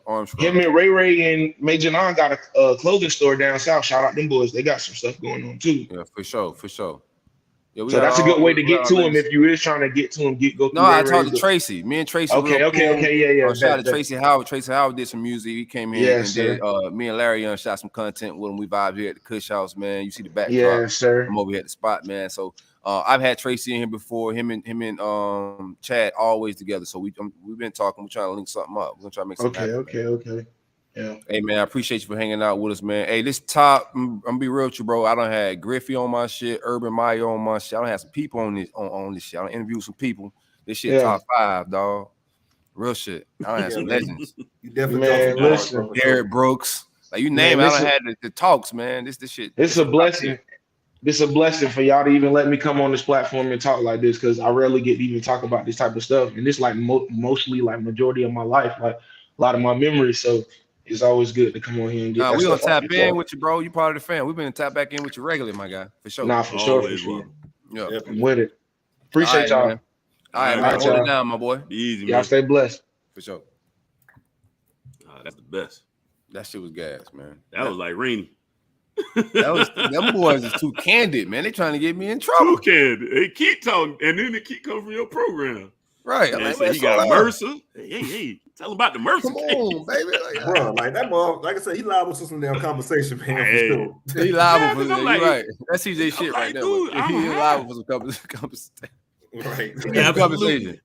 I was U-turn on all that shit, but I don't know who lawyer. You got your boy got that money from Oregon just a couple weeks ago with when the Taggart lawsuit too. So yeah, might as well shoot your shot at it. Right. That was top tier. I'm glad we doubled back and finished that conversation. Hey, let's get into this. Let's break down. Y'all want to do hot takes or y'all want to get to the Jimbo shit? Where y'all at with it? I'm on a podcast high after that. Okay, yeah. Let's get into hot takes. Let's do hot takes. Yeah, let's break it up. All right. Hot Takes is brought to you as usual by the good folks over at Spencer's Jerky and Jerky, the only place where you can get fresh, made-to-order jerky delivered directly to your doorstep. All you have to do is visit spencersjerkyandjerky.com and use promo code Big Meat for 10% off your order. You got 5 staple flavors, including original, Old Bay, habanero bourbon, Mandarin jalapeno, and lemon pepper. A little late on your underday, a little off your A game. We'll allow it. I'm only human. Yeah. Worldwide shipping, man, available from. Hey, you know what? Shout out to the Bay. I got my San Fran shit on. We're gonna take it from Oakland. We'll bring it all the way back down to Vancouver. Why not? Yeah, let's cross the border. Vancouver, Canada, man. Yeah, SpencerJerkyJerky.com. Hey, Big Meat. You said Vancouver, man. Real hilarious, man. Chris Rainey came up earlier. Chris Rainey tweeted about Wilder was right fucking to my IG. My man Rainey, James Wilder sent out a tweet. They both play Canadian football, and they bet all the time between, of course, the big 3 type shit. So they got bets and shit going on. James Wilder apparently lost a bet, but meanwhile, he was trying to get back over the border, and he was having some troubles. And he said he had lost like $7,000 and bullshitting around at the border with the fucking Canadian borders and shit. He trying to get his family back home or to Canada, whatever he got going on for his Canada shit. And here go Chris Rainey screenshotting and putting on IG talking about you shouldn't tweet like this if you owe people money. Owe people money. Hey, man, going through real life shit, bro. Rainey said, "No, fuck all that. I need my money. Fuck all that. I don't care about none of that shit." Rainey a gangster with that. I'm trying to get my family. Hey, y'all can stay in the middle of the Sahara for all I care. You owe me. I need that. Give me my bread. That's why Rainey is a uncut. Yeah, you don't give a shit. You don't give one shit. I was talking to my mom. I said you can get it. James Wilder, a big ass dude. You can get fucking shit ran in the sand. Remember, Wilder was trying to be a WWE wrestler. Dog. So we went to Panama City one day on spring break or whatever. Like 2012. Yeah, 2012. Matter of fact, it was the spring before the national championship year. Right. So see Wilder at the beach or whatever, dog. I swear, man. I ain't easily impressed with that type of shit, because I didn't see that type of stuff. You know what I'm saying, dog? Wilder really looks different, bro. Like he really looks different. I seen him at camps. I like that bro. Is big kid, bitch. Right, exactly. Okay. Certain motherfuckers. I mean, certain people. When you was a kid, just jack. Naturally just jack. I still got friends like that don't even work out like that. And even if they like fall off a little bit, they get in the gym for 2 weeks and get ripped. Like, bro, what the hell you be on? And not even just jack, man. He's standing about 6'3", easy, man. Like legit, big dude. He's a big dude. He's a big motherfucker. We wanted him at linebacker. That's why he ended up at Florida State. We wanted him at linebacker too, but Jimbo, Jimbo's good with give you the option. That's the reason why we got Wilder in the first place, because he gave him the option to play running back or whatnot. So I'll let you choose. You play running back. And I still think it was just a bad decision, bro. He'll still be in the NFL right now. If James Wilder was a linebacker, I believe without a doubt he'll be a first or second round draft pick. But fuck all that. Fuck all that. Chris Rainey need his money. All that shit, y'all. He could if he'd have went to the NFL, he'd have had Chris Rainey money. You know what I'm saying? Fuck, we talking about, ain't that right, Rainey? Fuck that bullshit. Hey, I'll help you with him, cuz. Split it down the middle with me. He can't with both of us. Fucked up. Goddamn boy, both our ass. Man, you done drag me in this bullshit. I use an athlete. Right now, you got yourself into it just now. Trying to get paid. Right. Trying to get paid. Get your hot takes off, man. Yeah, that's hilarious, man. Yo, what's good, fellas? Man. Loving the new format, man. Like it. Shorter, but more episodes. Hey, man, my question is on no bias shit. You know what I'm saying? Real shit. Who y'all think finishes the season? Best team in the state? Who y'all think gonna finish with the best record and the best recruiting class? I want to hear y'all thoughts, man. But all right, well. All right, son. I got my Wu-Tang shirt on. Hey, man, I know you're a Miami fan. I can tell. Like Miami fans are heavy in New York. Oh, okay. He sound like New York. I think. Wow. Yeah. If I had to guess, I think he's a Miami fan. Shout out to the Northerners. What y'all got? I think between 8. I say 8 wins for us. So I don't know where you guys got y'all at, but I'm at 8 for us, so we can decide from there. I got my ceiling at about 11. It just depends on how crazy AR could go and if he stay healthy, right? If he get injured, that shit could drop down to 6. Our schedule is way tougher than both of y'all schedules. Like our shit is a gauntlet, dog. So if AR go down, the talent level of our entire team drops to a different level if AR is hurt, right?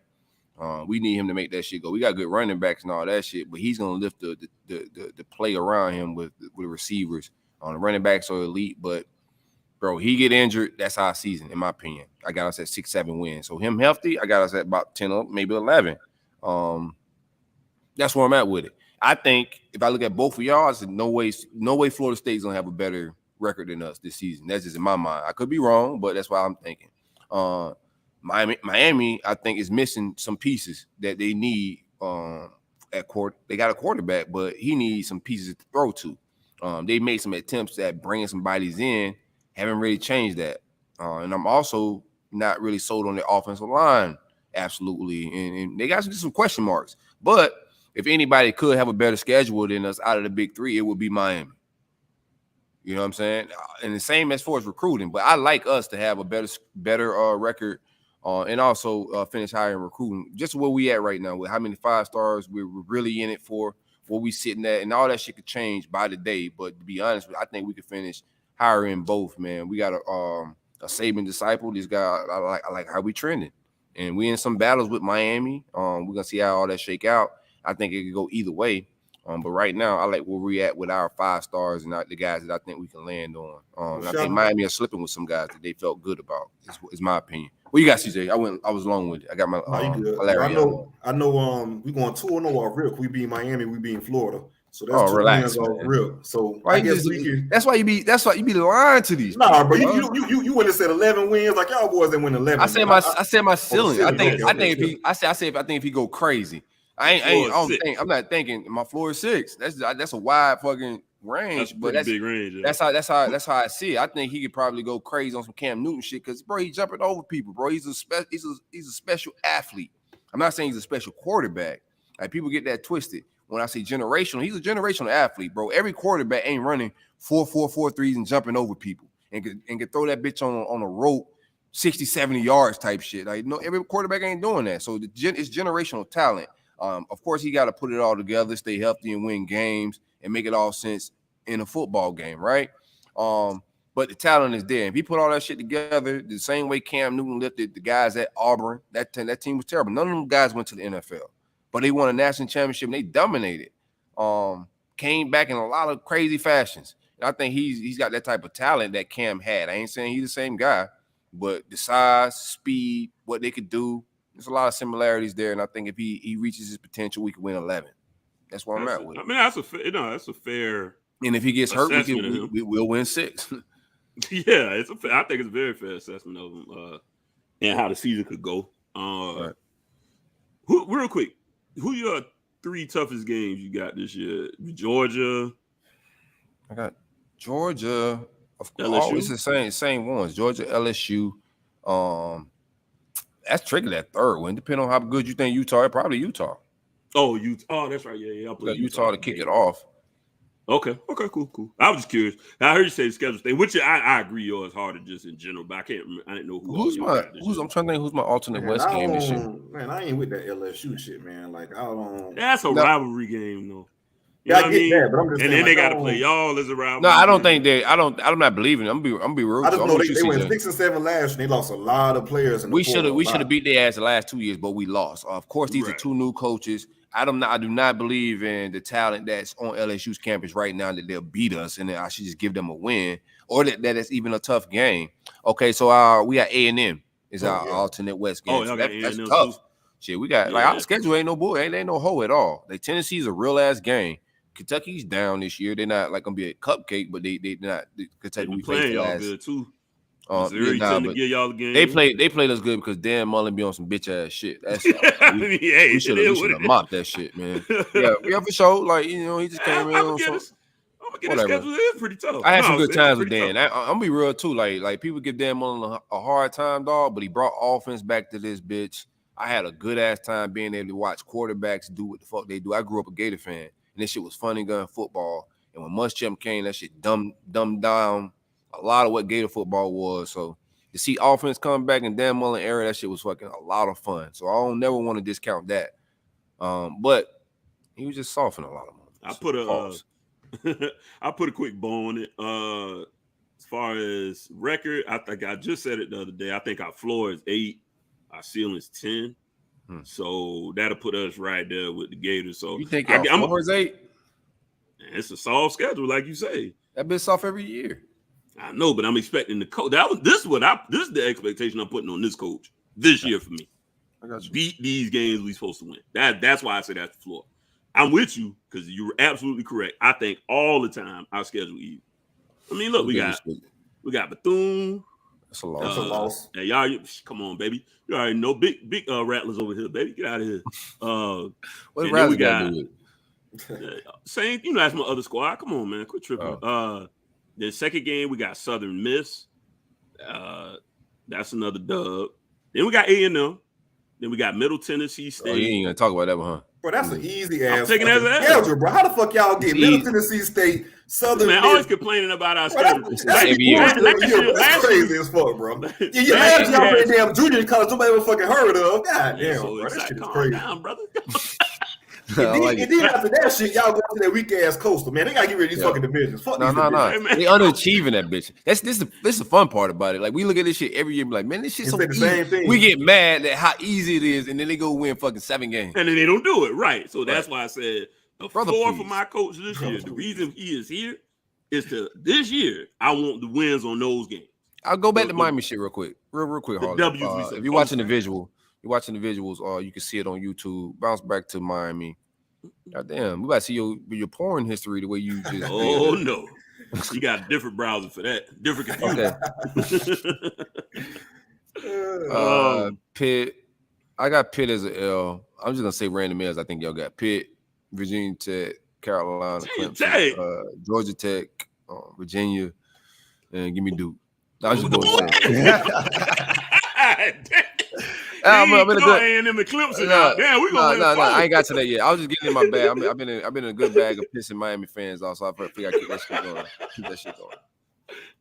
No, that's an easy ass schedule, but y'all always on this. I'll take question. That's what this coach is here for. Yeah, we got to move. That's a great question. That's the fire I'm holding him to this year. And as far as the recruiting goes, I do think Mario's going to be a good closer. So I'm definitely not going to say. I'm not even going to lie about that. Go ahead. Yeah, Mike, nice guy, man. I say we edge him. I say we edge out the Gators again. I think I've been sticking to the number 7. Hey, I'm doubling down on Money McClain. I like it, baby. Triple down on double. I'm tripling down on Money McClain, baby. I think y'all got him. That's one guy though. You ain't got to think. Okay, good, great. Anyway, pass tank that bitch. You could thunk. I think we land somewhere around 7. I think Gators end up around 8. You're gonna need a lot of 5-star. USC got 3 of them bitches right now. And I don't think they. And I don't think they're slowing down whatsoever. USC is gonna be a top dog class. We already see how Jimbo moving, and then so we 9 and y'all 10. Moving. No, I need top 5, man. I'm cussing Billy out. You ain't getting that. I'm cussing Billy out. Go and cuss him out now. We can just record. Billy got 7,000 people on my campus that he hired, bro. I need a top 5 class. They too.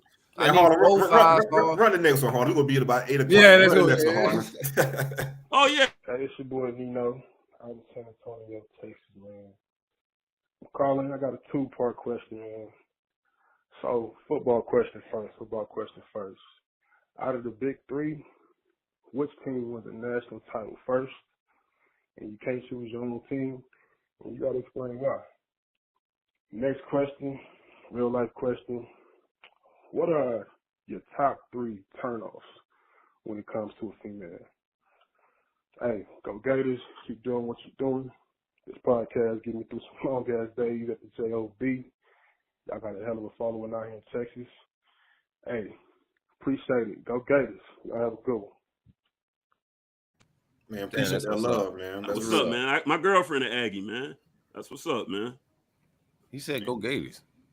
He said we get a lot of love in Texas. Oh yeah, Texas fucking with us. We got a lot of Gators out in Texas. A lot of people, man. Plus this is fire. I don't care if you're not even. Man, right? She used to be a no, but now she an Aggie now. Oh, Karen. Oh, that's your baby. Trying to get that bread, baby. I'm not. I'm not. We just did a similar thing, bro. I don't want to do that again. We ain't gonna get into that. That's gonna be a long ass football shit. Let's just jump. Sorry, bro. You heard a lot of. I answered. What did he Florida. say? Winning national championship. You can't pick your own team. Yeah, Florida, okay. Because, Miami. I say Miami because this is so fucking easy, bro. Y'all get lucky one damn year and just hop in that bitch. Florida got to go through a pretty tough gauntlet, even though they didn't did it before. If Miami ever get their shit together, they can just walk into the goddamn playoffs every year. Like Clemson. Thank God they just keep hiring Miami motherfuckers. Clemson's schedule was Clemson they play us, they play NC State, play South Carolina, and then they usually have like a Georgia, LSU early in the schedule. Yeah, so right. Clemson's schedule is pretty decent. Yeah. I mean, we can't help the schedule about so many years out. But no, you can't. I mean, it is what it is. Yeah. But to answer the second question, man, my top three turn-offs as far as a woman, man. So number one, man, a dirty bathroom. I cannot get with a dirty fucking bathroom. You got a dirty damn bathroom, you got a dirty damn coochie. Simple as that, bro. That's my forte. I think you can find that out in the car phase. Yeah, that's well. I don't know because women typically have junky cars. A little bit. Any woman, I got like a theory here. Like if I have any woman like car ever gotten into it, if the car was clean, decent, the bathroom was clean, decent. If I got into the car and that bitch was a mess, if I ever got to the crib, like everything just kind of like matched a little bit. Right, that's real. So my trick was like overall cleanliness. She got a dude. Yeah, but now as soon as that car is clean, she got a man. But as soon as I go to a girl crib or whatever, within first 10 minutes, I'm asking, can I go pee and use the damn bathroom? That was my trick back in the day. Cause I'm checking all that shit, man. If you got a dirty bathroom, dirty tub, like I just can't rock with that. Damn, I gotta hit this dirty coochie. Oh no, I'm leaving after that. You get that phone call. You send that text to your buddy. Hey, bro, call me. Call me real quick. Right, car broke down. I gotta fake all this truck. Damn, man, I'll be back in 20, 30 minutes and don't ever come back. I'd be disappointed at the lack of awareness. Like you can't even clean your shit before I came. Like right, yeah. I'm on my way over. Like the hell. Like, and if it's spent, that's exactly. Like, I'm gonna tighten it up. I know I got some whatever.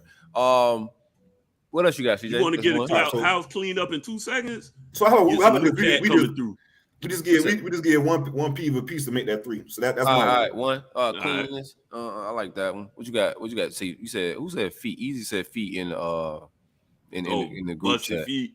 Yeah, that's a rough one. That's boomerang vibes. For me, the biggest turn. No hammer time. The biggest turn off, bro, is bad breath. We all have a moment. So, I might have caught a whiff of shorty breath and be like, And then I was like, oh, yeah, you know what? We did just eat sushi. That would make sense. But if the next time I see you, I make sure, we get like a movie theater, popcorn and some soda or something like that. That's not a breath killer. And you come back with that action, that's a wrap, bro. I can't do it, bro. I be wondering how people be in relationships with people with bad breath. How do you do it? I don't want you talking to me. Let alone huffing in my face. That's crazy. You can't trust people.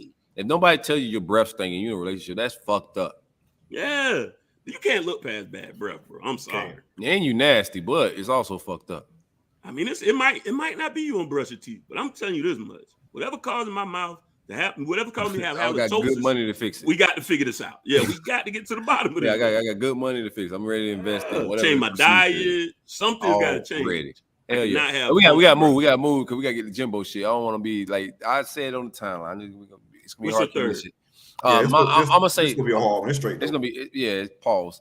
I'm gonna go like bougie personality shit. Like you gotta be cool. You gotta be the vibes gotta be straight. You know what I'm saying? Of course, you gotta be attractive and all that, but like your personality. Your personality gotta be attractive too, because if not, that shit can make you ugly as hell. So I'm with that 100%. Like some of these chicks be looking like dimes, but you get around them and they fucking ain't got the personality of a fucking rock. Then they turn to 5s. Yeah, they turn you a 5. That's a fact. You got roll that footage. Yo, hey, what's good, fellas? I'm calling in, man. I got a question, man. It's a big 3 question that I was thinking about. Okay, so I know Larry, you say you ain't got no kids or whatever. So I guess you could do your nephew or just make believe if you had a son right now, and either one of y'all, all right, let's say like your son don't get the offer from the big three school that you favor. So CJ, your son don't get that Florida State offer, but he get a Florida and a Miami offer. Do you try to push him a certain school, or do you really let him make the right decision for himself? Like, I know Silk, be working with his son and call him a sequel. So, Silk, you can't pick UF. It got to be Miami or Florida State. And you can't say FAMU for the cheeks. Can't do it. It's for your son. So you got to make sure it's the right choice for him and only him. So what do you do? Like, how do you go through that process with your child, or like Larry on with your nephew? Love the show, man. Been a fan of the show for years, man. Y'all boys keep it up, man. Y'all boys the real ones. Go Cam. Oh, well, I got that crow. Yeah, he got that crow for sure. But man, I guess I can answer that right now to kick it off. With me, man, even if FSU did offer, I wouldn't push my son to FSU or anything like that, man. And I'm not even the type to, well, put it this way, whoever offering the best NIL deal between Florida and Miami, that's what we're going at. But no, I know the answer. Right. Ruiz, well, he paid both sides. I don't know. So yeah, Ruiz still there. Maybe might have to have a conversation. But no, seriously though, man, I'm just gonna weigh the pros and cons, lay everything out, and call bullshit is bullshit. Whenever we on these visits and talking to these coaches, because I done seen it all. So I know the lingo, I know the talk. Let's go guide him in whichever way and let him make that decision. Now, if I see him going down the route as far as like feeding into the BS that the coaches are giving him, just let him know, hey, this is what it really is. This is what the situation is. But as far as making a decision, that'll be totally up to him. My job is to guide him and make sure he has a clear mind in regards to making the decision, have all the facts laid out for him and all the bullshit laid out for him too. For me, if we talking today, I had a nephew that if he would have kept his head on straight, he could have played D1 basketball. Send him to him. Ham will take care of him. Man, we tried to listen. We tried. Yeah, we had him all the way down. He got all the way down to FAMU. It was like his last deal. And the coach told him, go to school. Go to school. So he tried to come reach back out later. Coach like, nah, bro, like, I told you, go to school. You quit going to school. What you want me to do? Right. So, yeah, he was going through a lot and messed that up. But we talking football. We talking today. I go Gators just because I think they're just reinvigorated. I think they're a little bit ahead of FSU right now. FSU's they made a good decision to say, all right, we got to quit just bleeding out money on coaches. We're going to have to settle in for a little bit. But I'll be honest with you, I think Mike is on shaky ground. So if we talking today, like CJ said, he need 8 to stick around. 8 going to be tough. I see why you say it. I mean, you kind of like us. Same thing. The schedule is there. Yeah, the schedule and long with just the talent we get back. Yeah, but go ahead. Yeah, you got to get the wins we just supposed to get. Get back to beating NC State. Like, that's just another game. Things of that nature. So, God damn it. Put that shit back in my head. You got to get on the shirt. But anyways, yeah, so we'll keep rolling. We waiting on Silk to get back in. We'll go ahead and roll the next one, man. We running long anyway. Oh, there you go. You heard that question? Oh, there you go. Wait. What was the question, man? Nah, you back. What you real quick, he said it took him a minute to get that. God bless you, brother. But basically, you got to send your son to one of the other schools. Can't pick your school. Who you picking? In the recruiting process, yeah. Oh man, I gotta send him to Florida State, man. I can't send him down to Miami, man. I don't have no. You're gonna have a new coach next year, right? I don't really care about that, man. I just know the FAMU right there. I need him to be like real around, like a lot of black coaches. Okay. He did say you couldn't say nothing about Cheeks at FAMU, but you didn't. You did. Yeah, Cheeks. I say Cheeks. That's coach. Yeah, Cheeks too. Yeah, Cheeks too, man. But you didn't start with that, so I'm allowed. My daughter might end up at. It's highly likely my daughter ends up at FAM, man. She got some other HBCU schools that she want to go to. My daughter's gonna be able to go to UF if she wants to. She's gonna be able to go wherever she want to go. But she wants. I'm letting her do what she want to do. You know what I'm saying? Her dreams ain't my dreams and shit. So It's highly likely my daughter's gonna end up at FAMU. So like he's gonna be up there before. Like you got an older sister at FAM. It's a lot of things. Like, and I'm gonna let my kids do what they want to do, bro. You know, it's only a certain way I can raise them, but they dreams, what they working hard for to go to school, that's their shit. So if he had to choose one that ain't, you know, like of course, I think that'd be the vibe. Just around the culture. The black culture in Tallahassee is real heavy and thick. What we got, Harlan? My big 3-4 was happening. Hey, let me say this first of all, dog. I finally seen Tia, dog. I went to her IG, and I'm gonna just say it like this. Hey, Tia. But let me go on about this Nick Saban thing, man. I like that he's sleazy like that, bro. I love a sleazy coach, boy. I don't want no choir boy, man. You know, you said that Billy got a whole lot of Saban mannerisms. Well, I hope he got some of that sleazeball in him too, man, because I don't want no choir boys, man. I want somebody that's dirty, dog. Get the job done by any means necessary. You know what I'm talking about? All right, my question, bro. Give me a movie and a song that you done cried over. A movie and a song that you done cried over. All right, man, y'all boys keep doing what you're doing, and y'all keep killing them interviews, bro. Y'all doing a heck of a job, my niggas. Once again, bye, Tia. Tia. He said hi, Tia, twice, bro. Right. That's insane. No, he said hi and bye. He said hi and bye. Yeah, man. Covering all his bases. I appreciate the love. I appreciate all the love, man. All the energy, man. Gas us up, dog. We need all that energy. Gas us up every time y'all can. We appreciate the love. Y'all haven't even heard the Leon shit. And, I know, right? I was like, oh, you think you heard some shit. But for me, it's coming soon. I told y'all before, and you know what? That might have been Cup. So I ain't sure, but I'll bring it up quick. No, I'm pretty sure probably Mother's Day we was talking about that. Maybe. Yeah, I can't remember. I do a lot of shows. But anyways, it was the song He Say, She Say. That song still could get me to cry. I also brought up Hellraiser before too. Those two songs can get me to tears. And the only movie that ever made me cry, believe it or not, it only happened once, was Hotel Rwanda. And the scene was the guy that was running the hotel that was helping people escape. It got to a point where he could escape and kind of just, you know, he'd helped a lot of people, but there was still a lot left. And he was loading up on the truck to get to safety with his family. And he looked back at all the staff and everything, and he jumped off the truck. And I was like, well, I don't know if I could have done that. His wife and kids were still on the truck, you know, and they end up jumping and following them. But that because I was just like, that's the most beautiful moment I've ever seen in my life, man. You got a chance to get to safety, you done did your good deeds, and he was like, I still can't lead these people though. So that's the only movie that ever made me cry. Man, I can't really think of a movie, but I know I've done it before in a movie. I can't think of a song. I've had some moments of a song, but not nothing like super or like that makes me cry. I've cried like in some vibes, you know. Like, yeah, that's what I'm saying. Like, I know I had within the moment of a movie, I just can't think about it. But going back to that Whitney Houston song, I Look to You, told you guys my mom requested that on the wedding day or whatever, and just her telling me the reason why she chose that song, you know, and this, that, and the other, you know, she proud of me and all the shit I've been doing, you know, as far as raising damn family, taking care of business, doing stuff at a young age, whatever. So say she looked at me in certain situations, you know, look up to me, so to speak, in certain situations.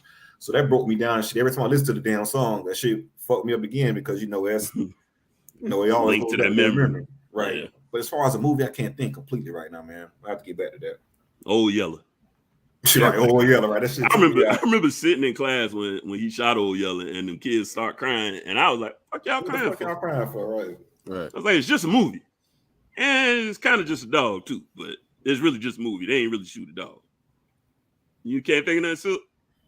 Movie wise, $1 Million Baby, I shed a tear at that shit. Like real shit. Yeah, that was a sad one for me at 20. And I was going through a lot then too, but yeah, I shed a tear at that shit, man. $1 Million Baby was I didn't foresee the ending of it. Yeah. Like it was gonna end like that, bro. So it just caught me off guard, bro. And I shed a thug's tear, bro. Yeah, that was a rough one. I'm with you on that one. Right, we'll run with that. If you think of the song, we might bring that next. No, I ain't got no song. I ain't gonna force no song. Make a song up, man.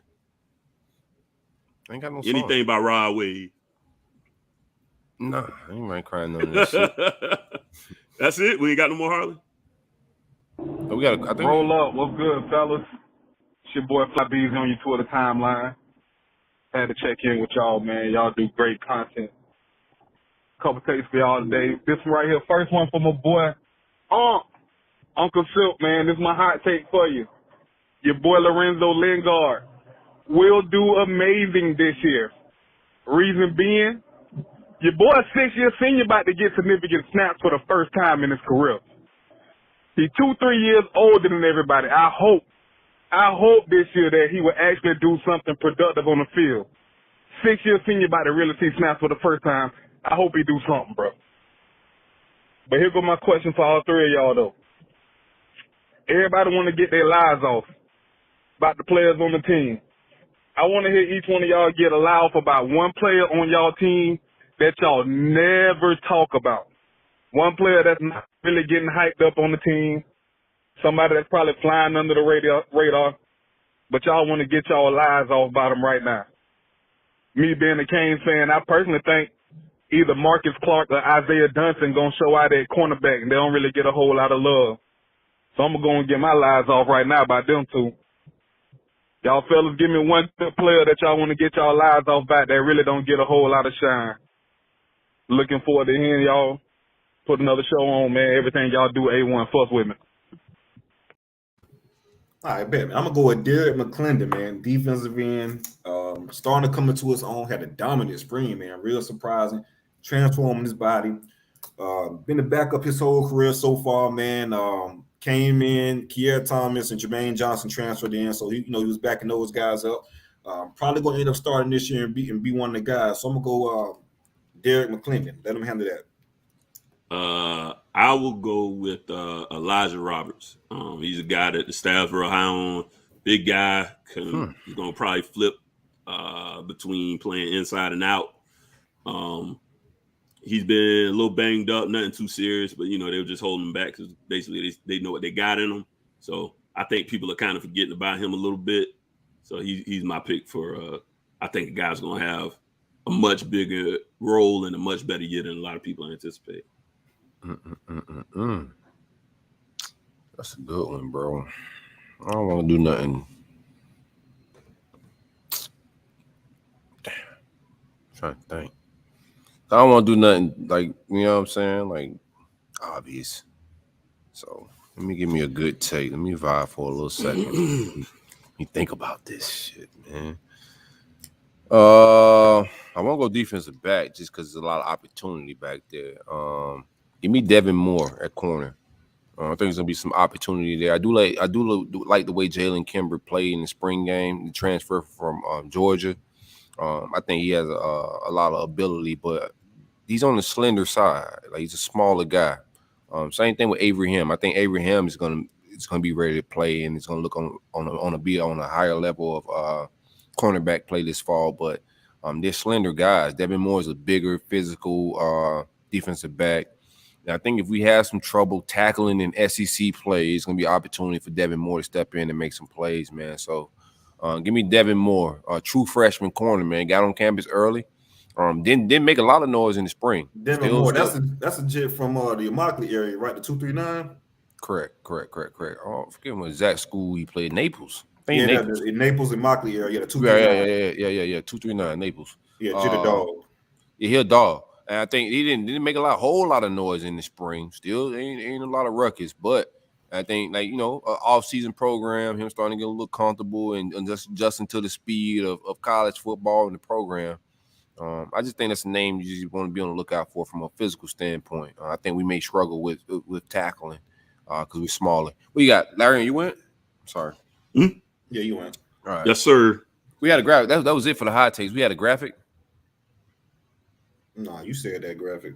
Oh, the one. I sent that graphic. It was a fan that sent that, man. I wanted to. Yeah. What was that? Yeah. Harlan, I put it in the group chat. I thought it was good questions for all three programs. It was Alec Bennett, my guy, one of my dudes, man. He co-produces on Stadium Miguel, helps us out with a lot of social media and a lot of things behind the scene. He's a fan of the Rollup. Been hit me up personally. Like, bro, I like the format. It's just gold. But he shot out some questions. Y'all got it? You got it? Here we go. If you're looking on YouTube, you can see it. Be sure to subscribe to us on YouTube, man. The visuals are there, and you can see the. You got to zoom that joint in, bro. Let me be honest with you. I can read. Read it. I need LASIK or something. All right, yeah. So this is a quick little game. You got all there? I don't know. There we go. What happens first? It's the name of this game. Right. So you got Miami. For Miami fans realize Mario can't recruit shit without nice uniforms and Phil Knight, or Miami wins the ACC for the first time. Do Miami real quick. I'll let y'all do that one. Okay. It'll be Miami ACC because Mario can recruit. Man, he's been recruiting good at Miami. You know, he came in and brought some good talent in within the short time frame for that. That's a good joke there, though. It's a good joke there. He may need better uniforms. Right. Miami to get this shit off. Well, no, because shit, y'all been 20 years in ACC and won that bitch yet, man. So I don't know. That's a tough one. I think both So Mario may need Nike, dog. He got the 3 stripes. He may need Nike to get in his Thibodeau bag. Let's go with Phil Knight, man. Fuck it. Let's go with Phil Knight. No, I don't think Miami finna win the ACC in time. It's not that easy to win a conference. Like, people think it's just like a layup. Like, you just wake up, get a new coach, and just win a conference. It's not that easy. I think they got some program building to do before they get to like ACC championship type shit. So, give me the recruit shit first. So he can't recruit. All right. For FSU, no, I ain't say he can't recruit. That's what he's saying. Realize he can't recruit. He said we realize he can't recruit unless he got. Well, I think he's gonna have to do. He's gonna have to do the second one, win the ACC to recruit how like he recruited at Oregon. Like he did Oregon. To get because he was able to do some things on the West Coast that he's not gonna be able to do with the resources. The resources is just different, and the climate is different. Who you recruiting is different. Your competition is different. You're in Miami, and as you can see, Jimbo. Basically, you can't Jimbo is saving. Now, basically, you can't cherry pick over Miami. Yeah, you can't basically cherry pick. And I was having this conversation with them. I was having this conversation with USC. Like, when USC is up, they own the fucking West Coast. And the same with Mario, when he was up, he was owning the West Coast. And you can cherry pick about 3 to 4 cats that you go nationally for, and you go all in the recruit. But 3 to 4 guys nationally versus going toe to toe for 25 guys every year, every cycle. Wow. It's a different brand, man. For sure. Different brand. I'm just chiming in. Get my deacon on, cuz. I had to let Post know that shit as far as USC. They'll get national cats about 4 times a year, man, but they ain't recruiting the big dogs on the regular. To keep it a buck, this whole shit is about Miami. Jimbo like letting his nuts hang in Miami right now. We're gonna get to all that shit, but that's what that beef is about. Like, I think Shamar stood and correct. All this shit is about what fucking Jimbo letting his nuts hang in Dave and Saban feeling a certain type of way. We'll get into that shit. But I think for Mario to get into that conversation, be able to compete with them boys and keep guys in Dave, he gotta at least win the ACC first. So I'm gonna go with the first joint. That's my take. All right, for FSU. So FSU fans realize their collective was named after an off-brand Viagra. Shit, we do that right now, bro. FSU has their first winning season since 2017. I'm gonna go with they realized that shit's nuts, man. Their collective was named after an off-brand Viagra. That's the one I'm going with.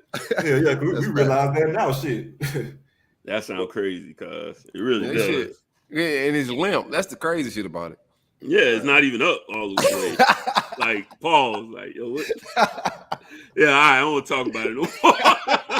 All right, fuck that. But we definitely have. I'm gonna go on record now. We having a fucking winning season this year, man. But the first one is true though. Well, we don't have no winning season, man. I'm telling y'all right now, I am going to be hell. All right, y'all going to fight me for real, street fight.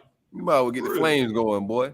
Y'all, I'm telling you, I'm gonna get a tiki torch out there with y'all. If y'all win the winning season this year, I'm grabbing tiki torch. I'm pulling up. We out there dope. Get him out of here.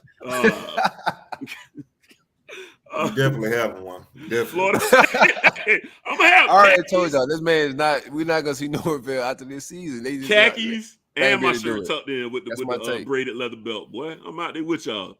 It ain't funny. After a while, it ain't funny now. Shit. All right, let's finish this shit. We gotta get out of here. We gotta do the Florida, same shit. I'm supposed to go to a whole football game. Right, man, playing. Hey, I can't help it. The content is good. It's great right now.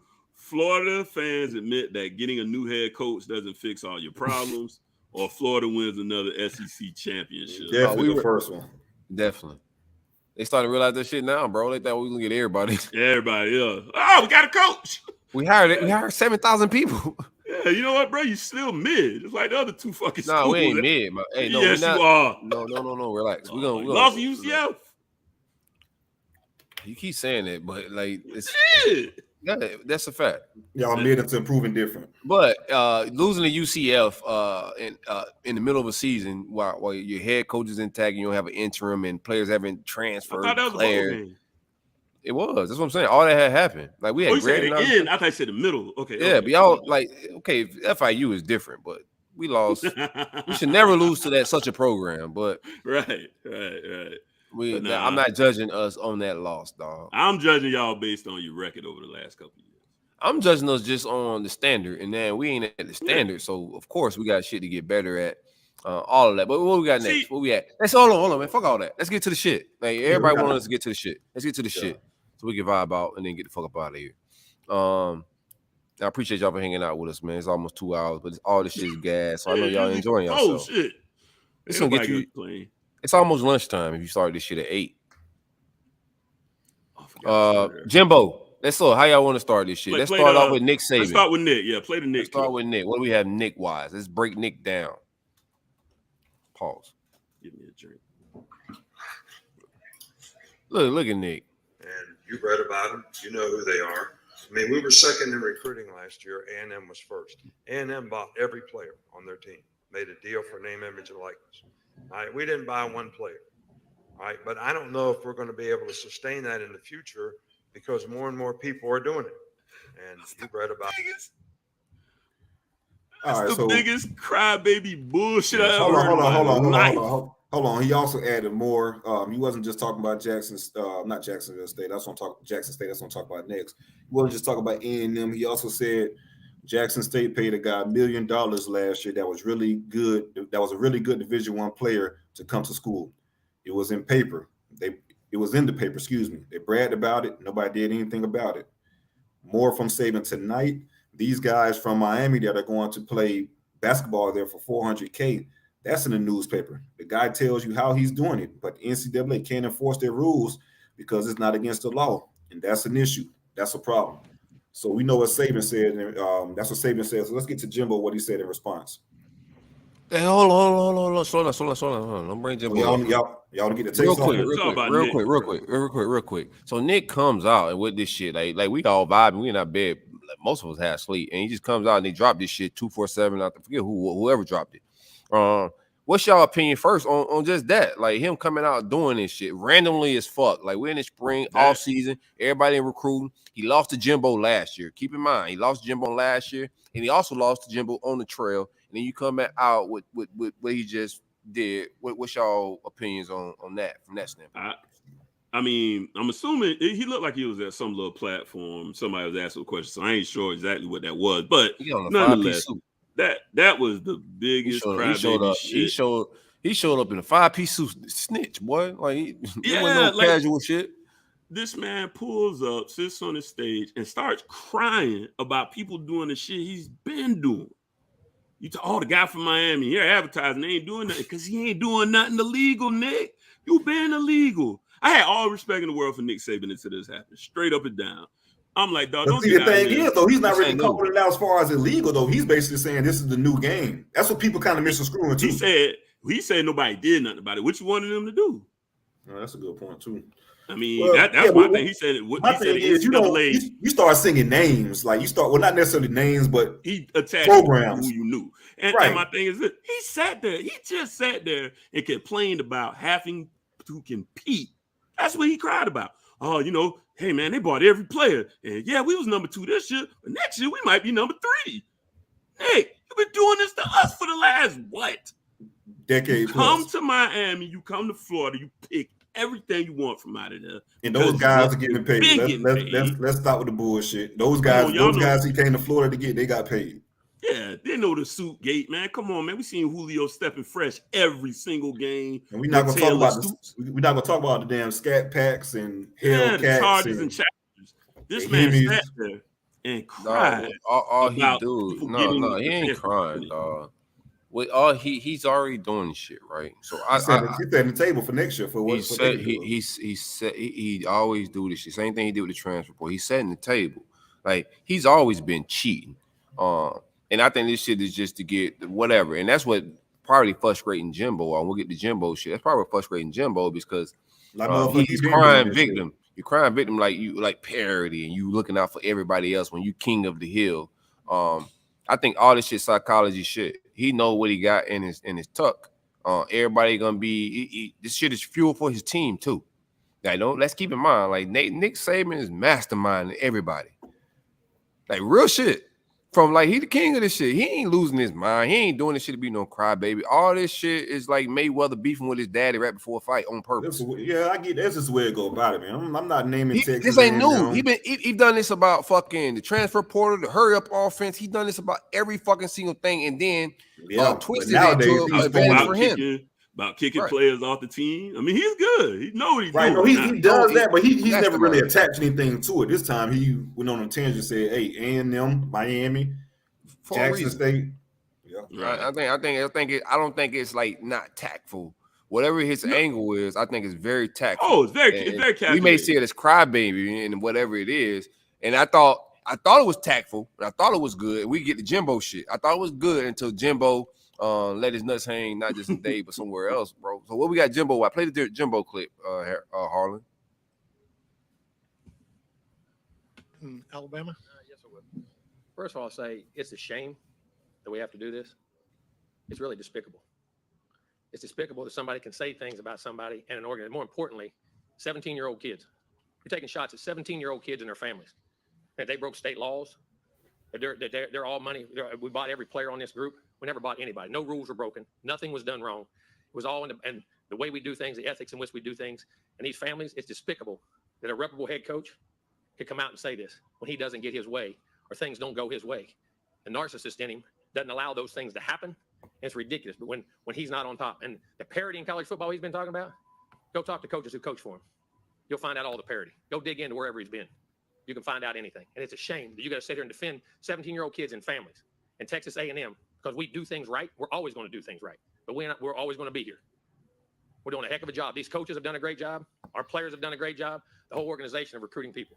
It's despicable that we got to sit here at this level of ball and say these things to defend the people of this organization, the kids, 17-year-old kids and their families.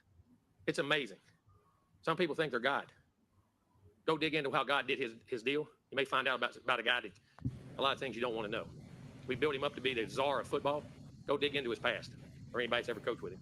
You can find out anything you want to find out, what he does and how he does it. And it's despicable. It really is. And it's a shame we have to sit up here and have this conversation about things we do. And it's personal to us. Yes, it is. It's personal to A&M. It's personal to our players. It's personal to our coaches and everybody involved. And I know the guy. Know him really well. It's amazing that we're allowed to do those things. It's really despicable. Ooh. And I hate it. For our players who are coming here, who did things the right way, have done things the right way, and will continue to do things the right way, I apologize to you that people insult you publicly the way they're doing it. And our fans, I apologize to you guys for people saying those things about Texas A&M. I promise you this, there are no violations. There are nothing wrong. It's the second time we've had to do this with grown men who don't get their way and want to pout, throw a fit, and act up. Just go ask all the people who work for him. You know exactly what he's about. I always said this. My dad always told me this. When people show you who they are, believe them. He's showing you who he is. Questions? To the left, Olin. A couple of things, Jimbo. First of all, have you had any contact? Jimbo came back with that fucking fire. I don't. Saban came, bro. Jimbo. Yeah, yeah, more shit, man. He threw some shots. I thought Saban shit was crybaby-ish, but I knew he had an angle. And I didn't know what the angle clearly was, but whatever angle it was, I think Jimbo kind of like that wasn't a good look for Saban, dog. I didn't think it was a good look from Go. But the way that Jimbo responded to shit he was talking about, airing shit out, and it was a lot of, hey, you better vibe. when he started saying parity, he kept hitting on parity, and you want to spark because that's Nick Saban shit. Nick Saban always bringing up parity. When he kept saying that shit, that was him saying that I used to work for you. They know the unfair advantages that Nick got. That's why he kept saying parity. You don't want to talk about parity and advantages. The guys that work. You've been having that for the 10 plus years, like we just said. Correct. Correct. That's what made it so gross, because it's so transparent to me. You don't want a Miami to be able to spend their money on players like that, because you know it's going to make it somewhat more difficult. At least it's easy. That's exactly what Jimbo said later on. He said everybody acts like he's just this great football guy. It goes real easy when you got all the advantages. Yeah, it's like you got every single advantage. He is sitting there saying, I don't want nobody to be able to play the same game I'm playing. Because he's going to say, oh, you know, we've always been above the board. But everybody know that's bullshit. I don't think he's saying that. I think he's saying, like, all right, y'all about to see how I really been cheating. But now I just got to, like, about to really cheat now. Because he's completely, hold on, risk. But, like, I want to educate, like, the listeners. What he's complaining about is high school players getting paid at the high school level in recruiting process. He's not complaining about NIL. He's not complaining about NIL from a collegiate standpoint, like once they're on campus. He's complaining as a recruiting tactic. As a recruiting tool. And that's his complaint. And we all know that Nick's been using that shit as a recruiting tool. Like, we're not stupid. These kids got Hellcats, Raptors, all that, Rolexes, a lot of fly shit before they even get on campus. We know what's up. Yeah, they buy stuff for the communities as well. Correct. School drives by the kids, book bags, and fuck all that. We talking about real bag drops. We know what Trav and them were talking about. That shit actually goes down. Well, I think it'd be some money in some of them book bags. Yeah. Well, I don't know what's in it. A couple of them go in it. Yeah, a couple of them got. However they distribute the money, that shit goes down. McDonald bags. And I think Nick Saban is saying right now is y'all about to see, okay, like how I really do shit. And then we're about to see how Bama. But the thing is, that shit's cool. But Texas got something else to say about this football shit. And I do think Bama gonna boss up and gonna move different in his recruiting shit. But I think my take is every program in Texas might fucking elevate to a different level if it comes down to spending money. If you look at the high school level or any athletics that the state of Texas care about, you'll see the money everywhere. And that money's a little bit different. And if it comes down to just spending money to get elite kids on campus, I do think Nick Saban got some competition now. If it just comes down to bread and everybody can openly, they ain't got to find the infrastructure to set up the cheating. And that's the difference. Like, you can know how to like cheat, right? Like, all Saban disciples can know the way he moved, but you still got to have the infrastructure of boosters, getting the bread, staying hands off. All that shit takes a lot of fucking, a lot of backdoor shit. And I don't think everybody has those nuances. So you can have the know-how, but you still got to have the resources. Now that those resources can be used openly, everybody could go hit their boosters up and kind of start finagling some shit. Right. It's getting a little different. Those Texas guys can move a little bit openly, and there's some different money out there in Texas, bro. Yeah. I would look, you made a great point. I would look for even a program like SMU, who's been pretty good over the last 5 or so years. Absolutely. I look to them to be a real contender in a lot of stuff. They got our old OC. So they know about it, man. Yeah, and people forget OG, OG pay for play. Mm-hmm. They started. That's how they got banned. They was for Miami. Them fucking boosters really seeing that shit. They probably got a hard on after seeing that shit get passed. Yeah, so ready. Go check that 30 for 30. I forget what Pony it is. Express. Just 30 for 30 SMU. Look at Pony Express. Pony Express. Good. Yeah, appreciate it. Let's read this Bruce Feldman tweet. I thought it was dope.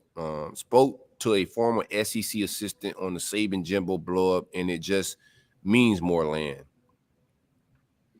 There has always been an honor amongst thieves mantra in the league. And those I need glasses. And those two just called each other's wives fat at a global audience. It's real though. Like we've been knowing, like he basically just alluded to. We've been knowing the money being passed around, but it's an honor amongst thieves. We don't say shit because that's just the game of the SEC. Honor amongst thieves. Everybody know that Nick been getting away with more shit. Right, that's what he's saying. It's the honor money. That's right. That's why we're not really airing it out. And for him everybody to be the one, like I got some takes on this shit, dog. All people. That's pretty much what Jimbo was saying. It's like the old people. You talking? Yes, like you've been taking advantage of this shit. I think he gets some more lead, like the Jordan rule. Right, Jordan was the best ever. He got away with shit. Kobe, the best ever, whoever the best in the game, they're gonna get away with shit. Nick getting away with shit that other, and that's the parody shit that Jimbo was talking about a little bit. And from another standpoint, man, like Saban's looking around right now, his disciples everywhere with his blueprint. Right. Everywhere he turned, Jimbo, Kirby, Napier, like, bro, I can't go nowhere. Mario, like these motherfuckers is everywhere, and they got I already know my sauce. And then and two of them in Florida, prime hunting grounds for him. You don't want none of that level. He ain't worried about y'all. He ain't worried about Mario. Yeah, whatever. All right. He just brought us up for no reason. He brought us up. He snitched on. I don't know why he snitching on everybody like that, dog. Like, he lose. Like, I don't get. Miami. What the fuck? I don't think he really worried about Miami. Like, I think his main focus is that A&M. With them then just leave our name out then. I mean, he brought in little old Jackson. He brought in Jackson State, and he wanted him for. He ain't worried about Deion. He wasn't worried. Yeah, he is worried because he know Deion. Deion winning battles because. Well, he gonna say because he getting $1 million. Deion saying, "Nah, bro, they just rock with the guys." I'm Deion. Deion lying too. Yeah, he lying. I know, but he got a good lie. Everybody lying. He got a good lie. That meme behind you is everybody, man. Everybody. Absolutely. That's for everybody lying. Like all y'all motherfuckers doing the same thing. The thing is, what I love about Deion's lie is you can't question it. He basically saying, "I'm black and I'm questioning that motherfucker." I told him on you can. You can. Well, I definitely can. A lot of people can't. Yeah. Yeah, they can, bro. Like, cause this is the obvious play. And Deion brings up his salary every time that people bring up NIL, which has nothing to do with shit. Your salary has nothing to do. Yeah, right, bro. It has nothing to do with shit. Right. And as somebody bring it up, like as somebody that was an elite finesser in his past, like when somebody brings us with shit that ain't got to do with shit. Like, what are you talking about? We know Deion is an elite bullshitter, right? Yeah. He's a elite bullshitter. So your salary don't have nothing to do with it. And you taking a cut on your salary for a legacy play. Like, if you can make this Jackson State go, like, outside your football career, what you mean to, like, our culture and just football and everything, if you can make that shit happen, it's just legendary shit that you could just, like, not buy. So his play isn't on a salary. You didn't take that job for a salary. You took it for a legacy play, so you took a cut there. But we all know that Travis Hunter got some money. He should have. Like, what? Like, why? I don't get why Deion. Why Deion being weird about like, he ain't really get paid. I will be flowing. Yeah, he got paid. He deserves to get $1 million if that's what he got. I don't like the energy of like trying to be like sneaky. Maybe he didn't get paid. And I did the same. Nah, bro, flex your shit. Be honest. Be real. Saying Jackson State don't got that money, and I'm like. Yeah, it ain't Jackson State. Jackson State ain't got to pay him either, right? Right, but Deion Sanders got fucking connections. Simple as that. Your son ain't good enough to have a Beats by Dre. Right, my brother. Come on now. Let's be real. He's not. I'm your biggest HBCU supporter, and I like Shador Sanders. This, that, and you gotta keep it real, man. Right, like, bro, your son got a Beats by Dre damn deal. If that motherfucker would have went to FAU with Willie like he was supposed to, ain't nowhere in hell he was getting that Beats by Dre deal at FAU. So let's keep it 100 right now, man. What headphones you think you would have got? Shit, that bitch would have got some damn the shits that come with your damn iPhone when you buy it, bro. The shit, Skull Candy. You got Skull Candy. Skull Candy. Shout out to Skull Candy, man. Yeah, those I use those. But they ain't Beats. No, they ain't Beats. Beats ain't even all that, but they better than Skull Candy. I got Sony's. What else we got out of this tape? I'm missing something, man. Who else got shots? Deion's got some shots. Seen Ruiz. And also, you got former players jumping in too. You got current Alabama players. I think Swab Cravens, the kid that went to USC, and then you got he basically tweeted that, man. Listen, through my recruitment, even though I went to USC, the Pac-12 schools, they weren't paying for money because they were if they were to pay for the money, if they were to give money, they got banned with the death penalty. He said all the schools that offered him was in the Southeast, SEC type schools. He said the schools that offered him money was in the Southeast, and then you got everybody turns state. The left tackle for the Jacksonville Jaguars at all time, boy. Yeah. The streets is dead, children. Man. Name of the show is snitching at the all-time high, man. Snitches don't get stitches. No, it's just like, what are we doing? Jimbo ain't snitch. Jimbo was like minding his business. You get his number one clay, just beat Nick ass. I ain't got nothing. I'm vibing. I'm at home. It's off season. I just want to get my little recruits, do my thing. Next thing you know, Nick drop a whole mixtape. And they're like, God, now I gotta call the presser tomorrow morning. Right. First thing in the morning. Y'all seen it over the Ether beat Oh, that shit's hilarious. Jimbo dropped them bars, man. That shit's hilarious. That shit's the greatest, man. I gotta get out of here. Man. So let's wrap this shit up in a little bit. I'm supposed to be at the Lakeland game right now. Shout out to them Bama fans that's working overtime to defend Saban right now too. Them the motherfuckers right there. The Bama fans are the motherfuckers. The people that act like, oh, Nicky's just want Perry and he's just looking out for y'all because what he's about to do. No, he's been cheating the entire time. Everybody in college football world know y'all the Hellcat Bandits, and everybody on the team get wrapped with that signing day. And it's a joke when they lose a game, like Nick about to take all the charges. All the calls, exactly. That's a joke. Everybody do this shit. We know all of them got vehicles. It's been a thing. And NCAA has never really pursued Bama about shit. And I'm pretty sure that's what the fuck Jimbo was talking about. Like, yo, you got a different type of advantage. Like, and I'm pretty sure he got relationships with the NCAA. He king. He big dog. And he got some different advantages, man. You better vibe, man. You better. He apologized to Jimbo, didn't he? Right, yeah. So he even apologized to shit, man. So Saban recently came out and put a tweet up. He told him don't hit my line, cuz. All right. Yeah, he said Nick Saban on ESPN Radio. I should have never really singled anybody out. That was a mistake, and I really apologize for that. He also followed that up with he reached out to Jimbo Fisher, never got a response. Jimbo did say he was ignoring his shit. Never got a response. Let me get a voicemail, Jimbo. I feel bad about it, but he did say this. I feel bad about it, but I'm not changing my philosophy. Yeah, whatever. What? I'm sorry, but I'm not sorry. Yeah, I'm not changing my philosophy. Shut the fuck up, then. Well, the fuck you? Nobody ask you nothing, bro. You ain't right. But no, I got one more thing. He about to beat everybody by 100 points here every game, so it don't matter. Like all this shit is fun and games, but he got a loaded gun right now, and the Avengers is about to squad up and beat the shit out of everybody. Avengers, right? The Avengers. Last thing before we get out of here, though, man. They said it's a tweet out there saying that the reports are that Jordan Addison is getting 3.5 from USC. Ooh, that's just from you. For USC, who like how's I got it when they say shit like they that, always right. I'll be like they always say it from the school. Yeah, what do you mean USC? Yeah, because from the collective, I guess. And they also point on this side, man. George Pickens, second round pick for the Steelers, making 1.2. Nice. Damn, no, you can stay in college and make more money. Shit's crazy. And Pickens was a lot of trouble. So. Right. Nah, but the thing is, and I said this on the timeline as well, bro. I told my son, dog, like, listen. Because the thing, when we was playing ball, it was different. You was grinding to get maybe like it really was a lottery, right? Like you had to make it to the NFL. And that shit was like for the gladiators and really the 1% make it to that shit. Think how many people that could go D1 and make life-changing money, dog. Right, but I do, and it kind of goes back to Trail Point. They're making the life-changing money, but are they blowing it right then and there, or what? Give me the chance to blow it, motherfucker. Nah, the opportunity to get young millionaires. And I think the world is a little bit educated differently than when Trav was younger too. Like the information is different. And I think I think kids move a little differently. I don't know. I'm saying everybody's responsible, but having I think players retire earlier, NFL players don't go broke the same. The education different because they're getting a bigger money. You know, back then they weren't getting money like that, so you had to play 15 plus years. Yeah, the ability and the education to triple your money or to double your money in stock market and all that different shit is just different now. The apps, everything. It's a different world with financial literacy. I'm not saying everybody has it, but the access to it is way different than what it was when Travis era. And that's why was my take listening back to that show.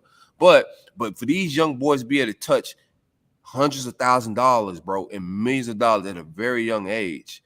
In our culture, think about what what we had to deal with at 18, 19, even trying to play ball, like moms paying rent and all that type of shit. You're able to touch life-changing money. And that may not be life-changing money for everybody, but if I'm in the projects, you know what I'm saying? Like, I ain't never seen $100,000, bro. That's life-changing for me. Everything's perspective.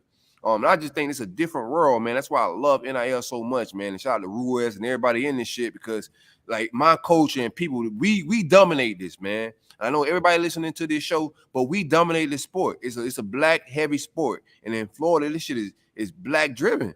You know, we all dreamed about playing for all these programs. But it wasn't just playing for these programs, being able to take care of our families and get to the league. And that wasn't just about, to get to the league. It's the money. You know what I'm saying? The resources. And these kids could touch those type of resources. Like you said, a player in college making more money than a high draft pick in the NFL. And these players could touch that type of money at a collegiate level. And if your kids could grind from elementary school up into high school, run a good 40 at a fucking random camp, become a blue chipper, and touch this type of bread. That's shit life changing shit. You can grind up. I told my son, you ain't got to grind. Right. You ain't got to grind up until like, just be smart. Like you could grind now, get that shit in NFL. You're cool. That's cool. You feel me? But I ain't got to bang my brain out. I got paid right now. The shit that Leon Orr went through earlier in that conversation, he would have had bread in his pocket now, like real bread, not the little pocket money they was giving them for business and shit. Like real substantial business moves. You know what I'm saying? I got some money in my pocket, be able to make some, I could buy some shit, invest some shit.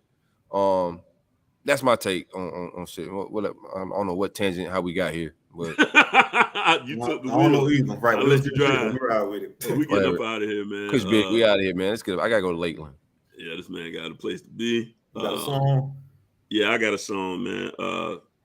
Appreciate y'all rocking with us as usual.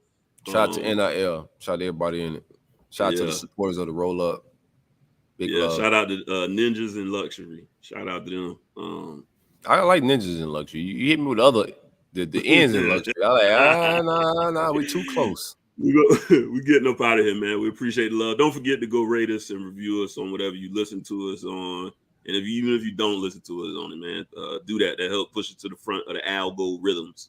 We'll take us out with Savannah's very own Clay Hodges song he's got called Drowning. Y'all be good, man. Till next time. Already, man. It's the Rollup.